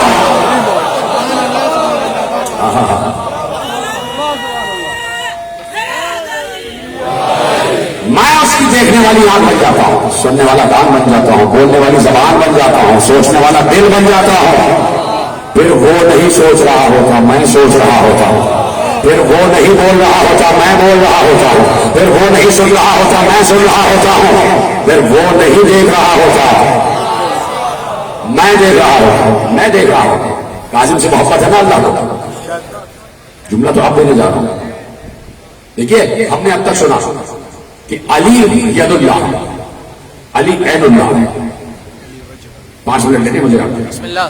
علی عین اللہ, علی ید اللہ, علی لسان اللہ, علی وجہ اللہ, علی اللہ کی زبان, علی اللہ کا چہرہ ہے, علی اللہ کا ہاتھ ہے, علی اللہ کا کام ہے. ٹھیک ہے, تو یہ تو ہو گیا ید اللہ, عین اللہ, عزم اللہ, جب اللہ, لسان اللہ, یہ ہو گیا. اس حدیث میں اللہ کہہ رہا ہے کہ جب میں کسی سے محبت کرتا ہوں تو میں اس کی آنکھ بن جاتا ہوں. میرا خیال ہے آپ نے جملے غور نہیں کرنا. دوبارہ پڑھتا ہوں. علی ید اللہ, عین اللہ, عزم اللہ, لسان اللہ. ید اللہ کا کیا مطلب ہے؟ اللہ کا ہاتھ. لسان اللہ کا کیا مطلب ہے؟ اللہ کی زبان. وجہ اللہ کا کیا مطلب ہے؟ اللہ کا چہرہ. عین اللہ کا کیا مطلب ہے؟ اللہ کی آنکھ. ٹھیک ہے, اللہ کی آنکھ, اللہ کی آنکھ. سمجھ گئے نا بات؟ اللہ کی آنکھ. یا اللہ کہہ رہا ہے کہ جس سے میں محبت کرتا ہوں, وہاں کیا ہے؟ علی اللہ کی آنکھ. یا کہہ رہا ہے جس سے میں محبت کرتا ہوں میں اس کی آنکھ بن جاتا ہوں. سلامت رہے, میں اس کا چہرہ بن جاتا ہوں, میں اس کا ہاتھ بن جاتا ہوں. تو کاظمین الغیظ والی آیت میں اللہ نے کہا ہم محبوں سے محبت رکھتے ہیں, محسنین سے محبت رکھتے ہیں. تو موسی کاظم اپنے دور کا محسن ہے. اللہ نے بتایا میں اس دور کے محمد یعنی محسن سے محبت کرتا ہوں. جب میں موسی کاظم سے محبت کرتا ہوں تو میں موسی کاظم کی آنکھ. اس سے بڑا جملہ میں کہہ نہیں سکتا. میں موسی کاظم کی بولنے والی زبان, میں موسی کاظم کی دیکھنے والی آنکھ, میں موسی کاظم کا کام کرنے والا ہاتھ, میں موسی کاظم کا سوچنے والا دل. ید اللہ ہونا الگ ہے, اللہ کا ہاتھ ہونا الگ ہے. اللہ کسی کا ہاتھ بن جائے, اللہ کسی کی آنکھ بن جائے. اب اگر یہاں کوئی بیوقوف بیٹھا ہوا ہے, کم یقین, خج یقین, اور کہہ رہا ہے کہ کیا غلو کر دیا, کیا غلو کر دیا, تو میں کہتا ہوں میرے سارے جملے ایک طرف رکھ دو. حدیث قدسی کہہ رہی ہے لا یزال عبدی یتقرب الی بالنوافل حتی احببتہ. میرا بندہ جب نوافل کے ذریعے میرے نزدیک آ جاتا ہے تو میں اس سے محبت کرتا ہوں. تو جسے اس میرے پورے تھیسس پر یقین نہیں ہے میں اسے کہتا ہوں تم بندے بن جاؤ, تم اللہ کے قریب چلے جاؤ, اللہ تم سے محبت کرے گا, پھر وہ تمہاری دیکھنے والی آنکھ بن جائے گا, پھر وہ تمہارا سوچنے والا دل بن جائے گا. یہاں تو ایک اوپن آفر ہے, یہاں تو دعوت عام ہے. جو اللہ کے قریب چلا جائے تو بس یہ کہہ رہے 1400 برس سے اللہ تو نہ جا سکا, مولا چلا گیا. اللہ کے قریب کھلے میں مسجدوں کے دروازے, کھلی ہوئی ہیں خانقاہیں, کھلے ہوئے ہیں بڑے بڑے اجتماعات کے میدان. جاؤ اللہ کے قریب جاؤ اور بن جاؤ, اللہ کو اپنی آنکھ بنا لو. ہم یہاں بیٹھ کے موسی کاظم کا تذکرہ کر رہے ہیں, یہاں بیٹھ کے آل محمد کا تذکرہ کر رہے ہیں. آل محمد کا, محمد کی آنکھ, محمد رسول اللہ جس کا کلمہ پڑھے بغیر کسی کا ایمان کامل نہیں, اس کی آل کا تذکرہ ہو رہا ہے. اور خوشی یہ ہے کہ ویسے ہی سنی بھی سننا ہے جیسے شیعہ سننا. یہ ہے کامیابی حسین کی, نہ میری نہ آپ کی. یہ ہے کربلا کی کامیابی. کربلا صرف یہ کہتی ہے میں یہ نہیں دیکھتی کتنی نمازیں پڑھیں, کتنے روزے رکھے, کتنے حج کیے, اسی کے بعد نے کہا کہ میں نے اپنے سامنے یہ سب دیکھ لیا تھا کہ سامنے والے نمازی بھی تھے، روزے دار بھی تھے، حاجی بھی تھے، سب تھے. کہ میں اب یہ نہیں دیکھتی کربلا، کہتی ہے میں قیامت تک یہ نہیں دیکھتی کہ کون کتنی نمازیں پڑھ چکا، روزے رکھ چکا، حج کر چکا، زکات دے چکا، جہاد کر چکا. میں صرف یہ دیکھتی ہوں کون ہو ہے.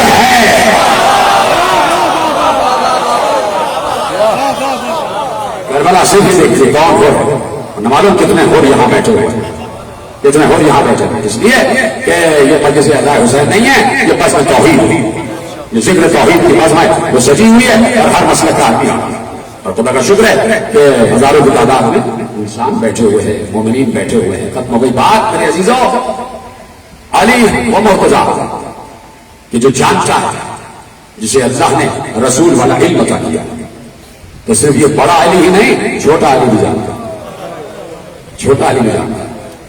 میں نے چھوٹے علی کا نام لیا تو ہلکے سے آپ سے آئے جملہ پلٹ دیتا ہوں. علی اصغر بھی جانتا ہے. علی اصغر بھی جانتے ہیں کہ کیا ہے اور کیا ہونے والا ہے. اجرکم اللہ، اجرکم اللہ. یہ تو دن ہی ایسے ہیں کہ وقت ادھر ادھر تو ہو ہی جاتا ہے. کربلا کے بعد سے بہت سے لوگوں کے وقت بدلے. جو اچھے سمجھے جاتے تھے وہ قیامت تک قابل لعنت بن گئے. یہ ہے کربلا کا معجزہ. تو ہمیں بھی کبھی وقت کی پرواہ رہی نہیں. کربلا ہے کربلا. علی اصغر 18 دن کے جب چلے ہیں مدینے سے چلے تو پھر 18 دن. اور میں عرض کر چکا پہلی تقریر میں کہ صغرا کو 18 دن میں علی اصغر سے اتنی محبت ہو گئی جتنی 18 برس میں علی اکبر سے محبت. دونوں بھائی ہیں. بچی کی جان جاتی ہے بھیا علی اصغر پر، اور صبح روز گہوارے کے قریب آ کے بیٹھ جاتی ہے. ایسے ہاتھ کرتی ہیں اور بچہ گھمکنے لگتا ہے، اپنی پیٹھ اوپر کرنے لگتا ہے. بچے کا بھی انداز ہے، ایک دم اوپر پیٹ کرتا ہے کہ مجھے اٹھاؤ مجھے اٹھاؤ. ہاتھ کو ایسے ایسے، پاؤں کو ایسے ایسے مارنے لگتے ہیں. 18 دن کا بچہ دیکھا ہے کہ جب کوئی اس کے سامنے کھڑا ہوتا ہے تو بچہ چاہتا ہے مجھے اٹھاؤ، تو اپنے ہاتھ پاؤں جلدی جلدی مارتا اور پیٹھ کو ایسے ایسے اوپر کرتا. تو فوراً صغرا اٹھا لیتی. جیسے صغرا اٹھاتی کلکاریاں ہنستے تھے، خوش ہو جاتے تھے کہ بہن کی گود میں آ گئے. بہن سیدھے سے لگا لیتی، دالان میں ٹہلاتی ہیں، بھیا کو پیار کرتی ہیں، باتیں کرتی ہیں علی اصغر سے. علی اصغر صغرا کی ہر بات پر ہنس دیتے تھے، مسکرا دیتے تھے. گویا علی اصغر کو ہنسنا صغرا نے سکھایا ہے. میں جملہ کہہ بھی گیا. علی اصغر کو مسکرانا صغرا نے سکھایا ہے. جیسے علی اکبر اس دنیا میں آئے تھے نا، تو بی بی شریعت الحسین سلام اللہ علیہ نے ایک بار حجرہ مادر علی اکبر میں آئی، امام حسین کی تشریف فرما تھا. تو فوراً کہا کہ بھیا جب بھائی کے گھر میں اولاد ہوتی ہے تو بہن کا حق ہوتا ہے کہ وہ نیک لے لے. بھیا مجھے نیک دے دو. حسین خوش تھے، کہا بہن جو مانگے دے دیں گے. آج ہم خوش ہیں، آج شبیر رسول ہماری گود میں آئے ہیں، ہمارے گھر میں آئے ہیں. کہا بھیا کچھ اور نہیں مانگتی، بس نیک یہ ہے کہ علی اکبر ہی کو مجھے دے دو. اور اس کے بعد بی بی نے علی اکبر کی پرورش کی ہے. اور روایت کیا لکھتی ہے؟ اذان دینا بھی بی بی ہی نے سکھایا.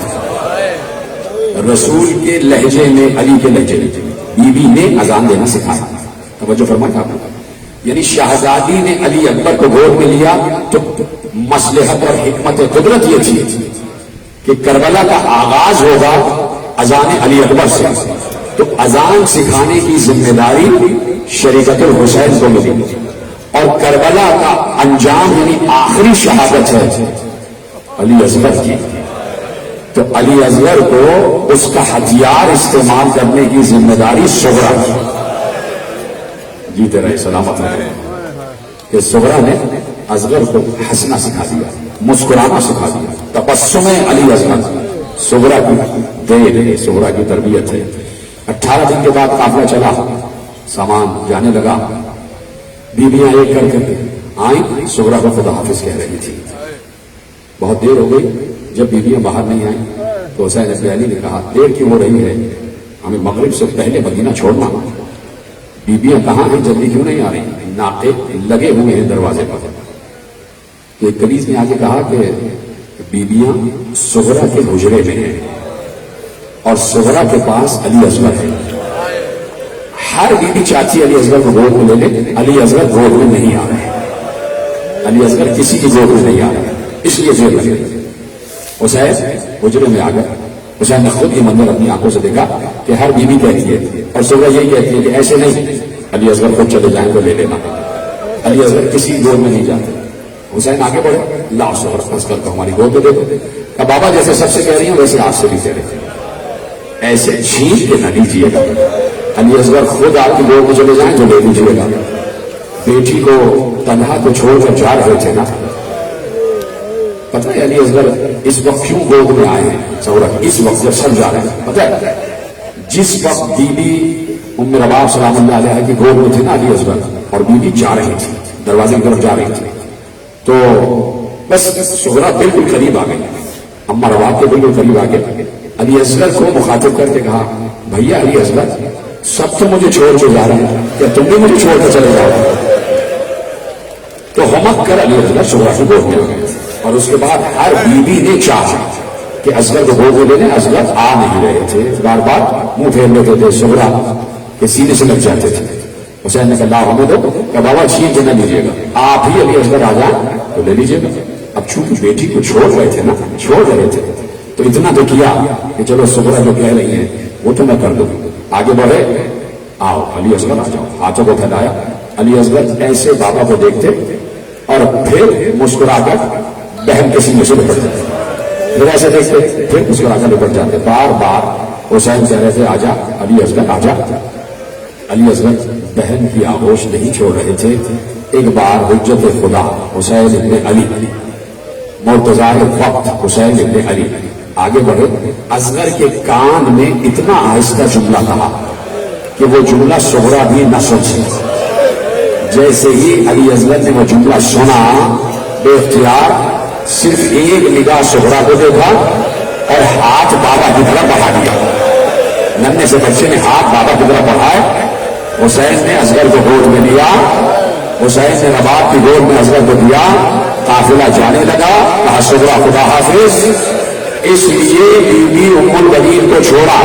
دیکھیے بی بی ام البنین کبھی نہ رکتی, کبھی نہ رکتی, مادر عباس کبھی نہ رکتی زینب کو چھوڑ کر, لیکن حکم امام تھا کہ سغرا بیمار ہے, اما آپ کو رکنا پڑے گا.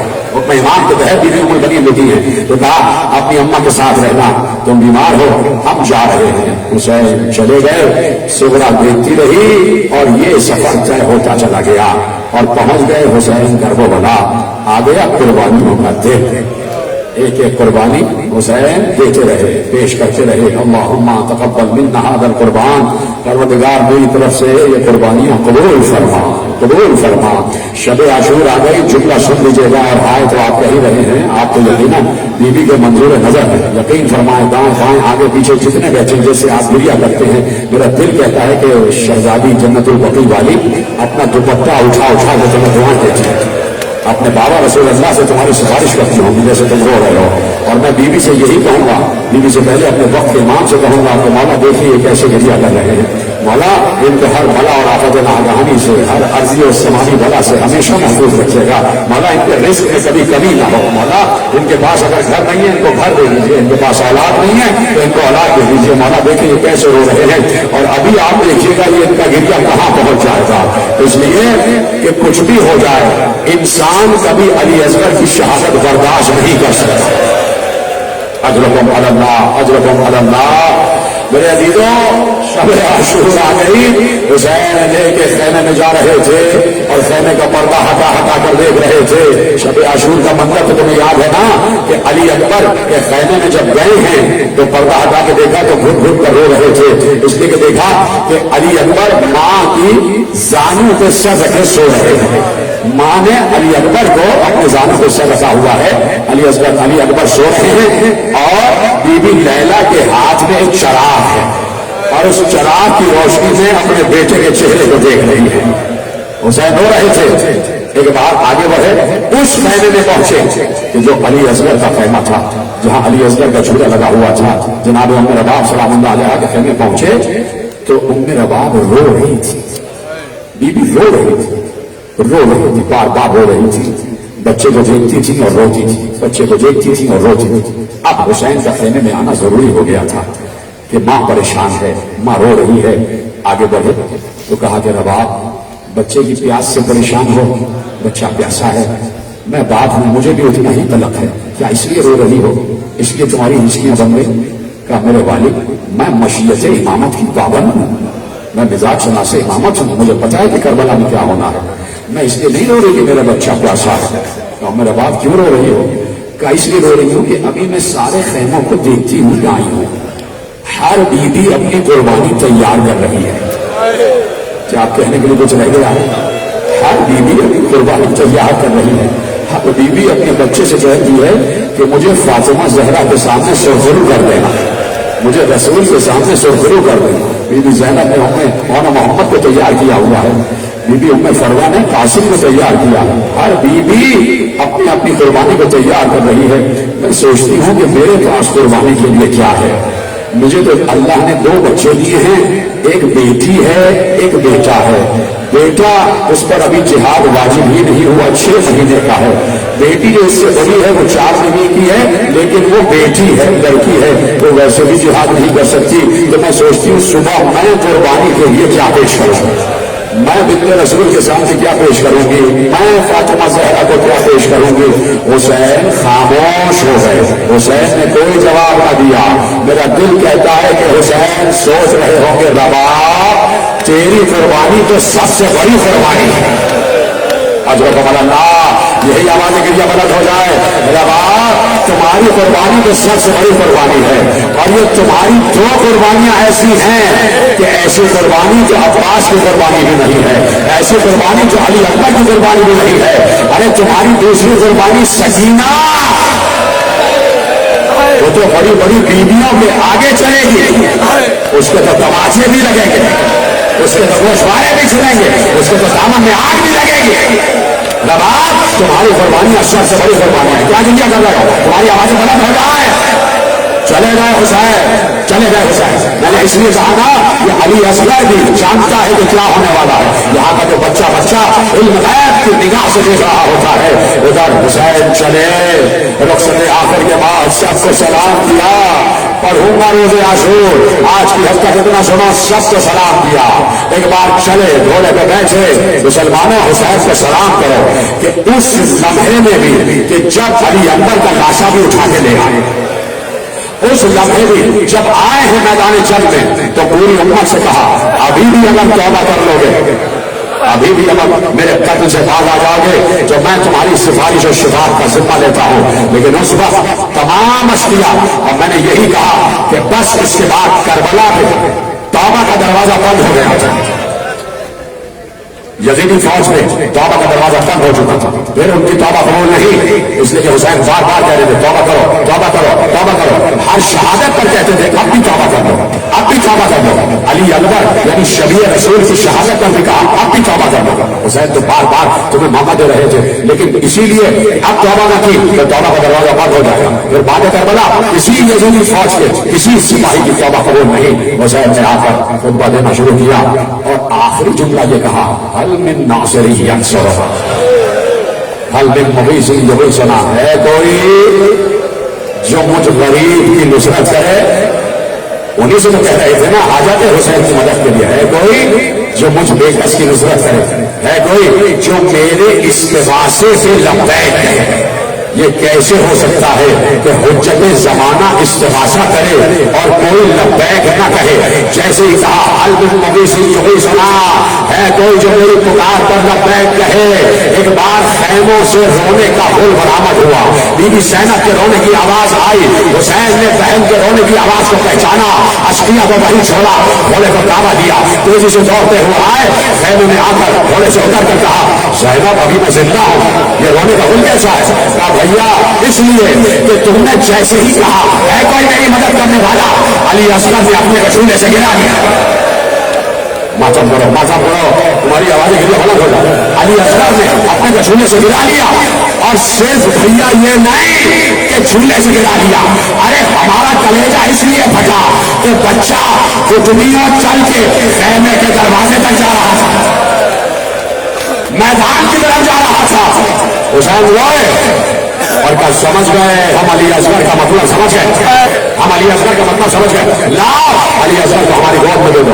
हुसैन ने जो कहा ना कि हम अली असगर का मतलब समझ गए, तो बता दिया कि अली असगर नुसरत करना चाहते हैं, अली असगर मदद करना चाहते हैं, अली असगर हमला करना चाहते हैं, अली असगर जंग करना चाहते हैं। लाओ मेरा बाप हमारी गोद में दे दो।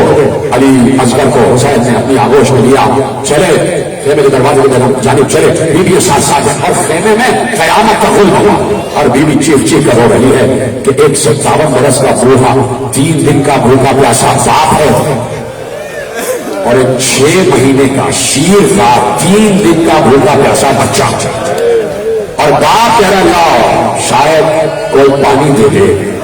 अली असगर प्यासा है, शायद किसी को असगर पर रहम आ जाए। हुसैन चले तो रबाब ने दामन पकड़ लिया, रुक भाई रुक जाइए। कहा कि तड़प रही हो, असगर को नहीं भेजना चाहती, तुम्हें डर लग रहा है कि कहीं असगर शहीद ना हो जाए। कहा नहीं वाली ऐसी बात नहीं, आप रुकिए। अली असगर को बीच मेरी गोद, अली असगर को गोद में लिया, खेमे के अंदर गई, हुजरे में गई। अब जो वापस लाई तो हुसैन ने देखा नन्ना सा अमामा बांधा हुआ, अली असगर के छोटा सा पटका बांध दिया। बच्चे देखिए ना तुमने कभी 6 महीने के बच्चे, जरा तसव्वुर करो।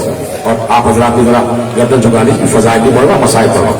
आप किसी भी मसलक से हो, आप इंसान जरा रोने वाली शक्ल की बनाइए, सारे इतने आगे बैठे ताकि मुझे पता चले कि सब बच्चे के मसाइल पर हो रहे हैं। अब मसाइल यकीनन बिल्कुल आखिरी मंजिल में दाखिल हो गए, आपकी आवाजें बढ़िया बुलंद हो जाए। नन्ना सा अमामा बांध दिया माँ ने, छोटा सा पटका ऐसे करके बांध दिया और फिर ऊपर एक सफेद उजली चादर उठा कबाली, इसलिए कि कहीं बच्चे को धूप न लग जाए। बाहर बड़ी गर्मी है, सूरज आग बरसा रहा है, कहीं मेरा फूल मुरझा न जाए, कहीं फूल मुरझा न जाए। हुसैन रबाब का ख्याल कर रहे थे और रबाब हुसैन का ख्याल कर रहे थे। हुसैन ने रबाब को नहीं बताया कि अली असगर के साथ क्या होने वाला है, और रबाब ने ये नहीं बताया कि मुझे पता है कि अली असगर के साथ क्या होने वाला है। तो रबाब ने अमामा, पटका और चादर पहनाई ही इसलिए थी कि पटका इसलिए पहनाया कि मैंने इसे सिपाही बना दिया, और सफेद चादर रबाब ने इसलिए उड़ाई कि किसी को कफन नहीं मिला, शायद यही चादर मेरे बच्चे का कफन बन जाए। ले जाइए मेरे वाले। हुसैन चले, अली असगर को गोद में लेके चले। बस मुसलमानों जहां जहां मेरी आवाज पहुंच रही, जो जो देख रहा है, बस यही वो मौका है कि जो करबला को फतह याद करता हो, जो आज तक किसी इंसान से बर्दाश्त ना हो सका, चाहे वो किसी भी मजहब और मसलक से ताल्लुक रखता हो। हुसैन आए, सामने अशकिया खड़े हुए थे, हुसैन के हाथों में अली असगर थे, अली असगर के जिस्म पर सफेद कपड़ा पड़ा हुआ था। फौज अशकिया के सिपाहियों को जब गिरफ्तार करके लाए तो एक एक सिपाही से पूछा था, जब अली असगर के शहादत की बारी आ गई तो सबसे पूछा क्या क्या किया। कहा जब अली असगर को गोद में हुसैन लेके आए तो हम समझे कि हुसैन कुरान लेकर आ रहे हैं, कुरान लेकर आ रहे हैं, और इसी कुरान को बीच में रखकर हमसे पनाह तलब करेंगे। मैं कहूंगा कि कुरान ही तो था, वो कुरान ही तो था। एक बार हुसैन आगे बढ़े, अली असगर के चेहरे से चादर हटाई, कहा ये मेरा 6 महीने का बच्चा है, इसकी माँ भी प्यासी है, ये भी प्यासा है, इसको ना दूध मिला है ना पानी मिला है। अरे चंद कपड़े दे दोगे तो क्या पानी में कमी आ जाएगी। बहुत देर हो गई, जब वहां से कोई जवाब ना आया तो सुनोगे हुसैन ने क्या किया। अभी तुमसे और मुझसे ये गर्मी बर्दाश्त नहीं हो रही कि शामियाने के नीचे बैठे हुए हो, कसम खाओ बर्दाश्त नहीं हो रही, तुम पंखे जल रहे हो। खुदा की कसम उस वक्त करबला में 64 डिग्री था टेम्परेचर, दर्जे हरारत 64 से ऊपर था, और बच्चे पर सिर्फ एक चादर पड़ी हुई थी, और हुसैन ने वो चादर भी हटा दी थी। सूरज बड़ा राज गर्मी बरसा रहा था, और हुसैन ने कहा अगर तुम्हें यकीन नहीं है, तुम ये समझते हो कि बच्चे के बहाने से मैं पानी पी लूंगा, तो लो सुनना सीने पर हाथ मार के सुनना, लो बच्चे को मैं जमीन पर लेटा देता, माता ऐसे मुझे हाथों से दिखाई देने चाहिए। ये सीधा सर पीछे वाला जवान जब तुम्हारे हाथों को किसी का मोहताज न करे, लो मैं बच्चे को जमीन पर लेटाता हूँ। तपती हुई रेत पर नवाब का फूल, तपती हुई रेत पर नवाब का फूल। बच्चा एड़िया लगाने लगा, बच्चा बच्चा एरिया में लगने लगा। हुसैन ने फौरन अली असगर को गोद में उठा लिया। बहुत दिनों बाद किसी ने ज़ैनुल आबिदीन से पूछा कि थोड़ी देर बच्चे को जमीन पर ही रहने देते, फौरन क्यों उठा लिया? रोते हुए कहा, हुसैन जानते थे असगर फखरे इस्माइल है, कहीं ऐसा ना हो एरिया लगने तो समझा चला और इम्तहान यही रुक जाए। हुसैन ने उठा लिया। उठाए तो एक बार अब ऐसा अली असगर है, अली असगर को ऐसे उठाए और अली असगर का मुंह फौज अशरिया की तरफ किया और एक बार बच्चे को देख कर कहा, असगर तुम हुज्जत खुदा के पोते हो, तुम हुज्जत खुदा के बेटे हो, तुम खुद इनको बताओ कि तुम कितने प्यासे हो, तुम खुद इनको बताओ कितने प्यासे हो, तुम हुज्जत का तमाम करो। सुन लेना साहिबाने औलाद, सुन लेना, अभी खुदा सलामत रखे मेरी माँ बहनों की गोदियों को। अभी अभी जिनकी गोदी में बच्चे 6 महीने के हैं, मेरी माँ जरा सा उनके चेहरे पर देखे और जिनके बाद यहाँ बैठे खुदा तुम्हारा साया तुम्हारे बच्चों को सलामत रखे। अपने बच्चे की चेहरे के तसव्वुर करो, उसके कद का तसव्वुर करो, उसके नन्हे नन्हे हाथ पांव का तसव्वुर करो। अब हुसैन के हाथ में ऐसा ही 6 महीने का बच्चा है और उससे कह रहे हैं कि तुम हुज्जत तमाम करो। कैसे तमाम की हुज्जत पता है?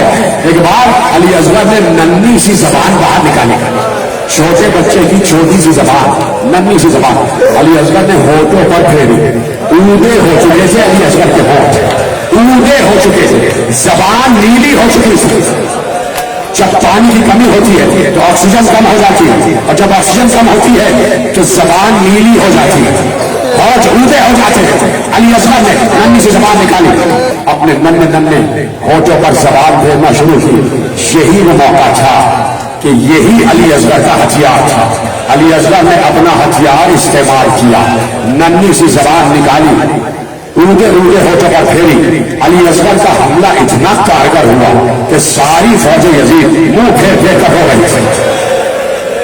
अली असगर वाहिद सिपाही है कि जिसने दुश्मनों को रुला रुला के मारा, रुला रुला किया। फौज अशरिया मुंह फेर फेर कर हो रही थी। यही वो मौका था कि इनकलाब आ जाता, यही वो मौका था कि लश्कर मुनकलिब हो जाता। फिर एक हुर नहीं कितने ही हुर आ जाते। सुबह आशूरा हुर का जाना हमारे साथ देख चुका था। वो समझा कि भाई ऐसा ना हो जंग का नक्शा पलट जाए। इससे पहले कि जंग का नक्शा पलटता उसने कहा ये हुरमुला मैंने काहिल कहा था। अब क्या सुनने के लिए कुछ रह गया है? नाम मैंने मलऊन का ले लिया तो अब तो तुम्हें पता है ना कि क्या होने जा रहा है। तो अब अपनी आवाजें के लिए बुलंद करो। कहा हुरमुला कहाँ है, हुरमुला कहाँ है? हुरमुला को बुलाया गया, कहा देखता नहीं फौज मुख्तलिफ हो रही है। इक़्ता कलाम अल हुसैन, हुसैन के कलाम को कथा कर दे, हुसैन के कलाम को कथा कर दे। खत्म हो गई गुफ्तगू। वो हुरमुला जिसका तीर कभी खता नहीं गया, कभी खता नहीं गया, कभी खता नहीं गया। एक बार उसने कमान उठाई, परकस सामने रखा, उसमें 1 भाल का तीर भी था, 2 भाल का तीर भी था, 3 भाल का तीर भी था। सुनोगे ना? आवाज़ें गिरिया बलद करके सुनना। एक जुमला पढ़ने जाना, उसने 1 भाल का तीर निकाला, हटा दिया। दूसरी भाल का तीर निकाला, 2 भाल का तीर निकाला, हटा दिया। 3 भाल का तीर निकाला, वो रखा। ये 1 भाल का और 2 भाल का इसलिए हटाया, किस लिए हटाया बता? 1 भाल का तीर वो है कि जब किसी इंसान के सर को शिकस्त करना होता है तो 1 भाल का तीर, जब किसी घोड़े की गर्दन में सुराख करना होता है तो 2 भाल का तीर, जब किसी मजबूत दीवार में सुराख करना होता है तो 3 भाल का तीर। क्या आप भी समझ गए रहेगा? उसने 1 भाल का तीर हटाया, 2 भाल का तीर हटाया, 3 भाल का तीर निकाला, तीर को चिल्ले से छोड़ा, निशाना लगाया, तीर हाथ से गिर गया। फिर तीर उठाया, फिर निशाना लगाया, फिर तीर हाथ से गिरा, फिर उठाया, फिर तीर हाथ से गिरा। हमारे साथ गुस्से के हालत में आगे बढ़ा। तू तो बड़ा बहादुर बनता है, तू तो बड़ा सजा बनता है, ये क्या हो गया? बार बार तीर तेरे हाथ से क्यों गिर रहा है? तेरा निशाना क्यों इधर उधर हो रहा है? हमें क्या करूं? जब तीर मिलाता हूं, बच्चे का निशाना लेता हूं तो पुष्प पर एक खैमा दिखाई देता है, खैमे का पर्दा हटता है, वहां कोई बीवी दिखाई दे रही है, मालूम होता है इस बच्चे की मां है। मेरी तवज्जो इधर उधर हो रही है। उसने कहा अपना जाविया बदल ले, जाविया बदला, 3 भाल का तीर ابھی تو فوج یزید کے اس ملعون شقی نے خود کہہ دیا نا کہ ماں دیکھ رہی تھی، ماں دیکھ رہی تھی، 3 بھال کا تیر نکالا، تیر کو چھوڑا، کیا کہا تھا ہمارے ساتھ حسین کے کلام کو خطا تھا، اور نشانہ گردن حسین تھی، نشانہ گردن حسین تھی۔ ایک بار تیر آگے بڑھا، ماں نے آواز دی اصغر بابا کی گردن نظر ہے۔ اصغر نے اپنا پہلو بدلا، بھٹک کر ایک جانب آیا، آتا ہوا تیر اپنی گردن پر لیا، سچ ہو گئی بات۔ میرے مولا زین العابدین نے کہا کہ حسین اگر بازی پہ نہ روکتے تو جہاں تیر جا رہا تھا وہاں اصغر جاتا۔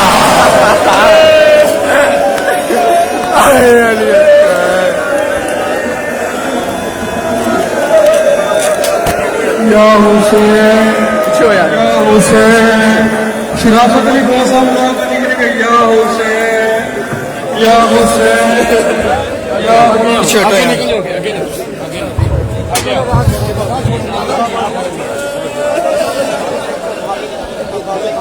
آجا اصغر میرا لال اصغر، آجا اصغر میرا لال اصغر، آجا اصغر میرا لال اصغر، آجا اصغر، آجا اصغر میرا لال،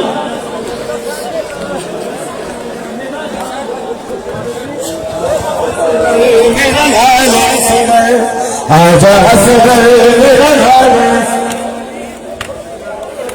میرا لال اصغر، آجا اصغر میرا لال، جب تیر لگا میرے علی اصغر میں، آجا جب تیر لگا میرے علی اصغر،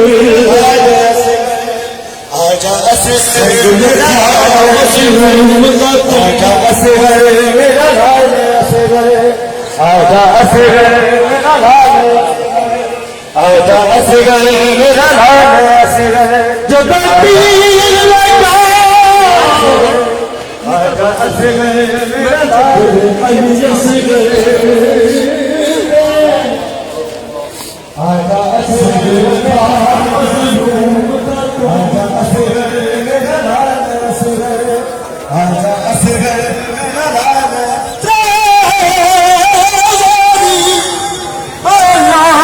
لال دور چمک لیا میرا لال ہاتھ عمار، آجا اصغر میرا لال اصغر، آجا اصغر میرا لال اصغر، آجا اصغر میرا لال اصغر، مکہ والیاں ماہی، مکہ والیاں ماہی، جگر رج کے پتھر کھڑا،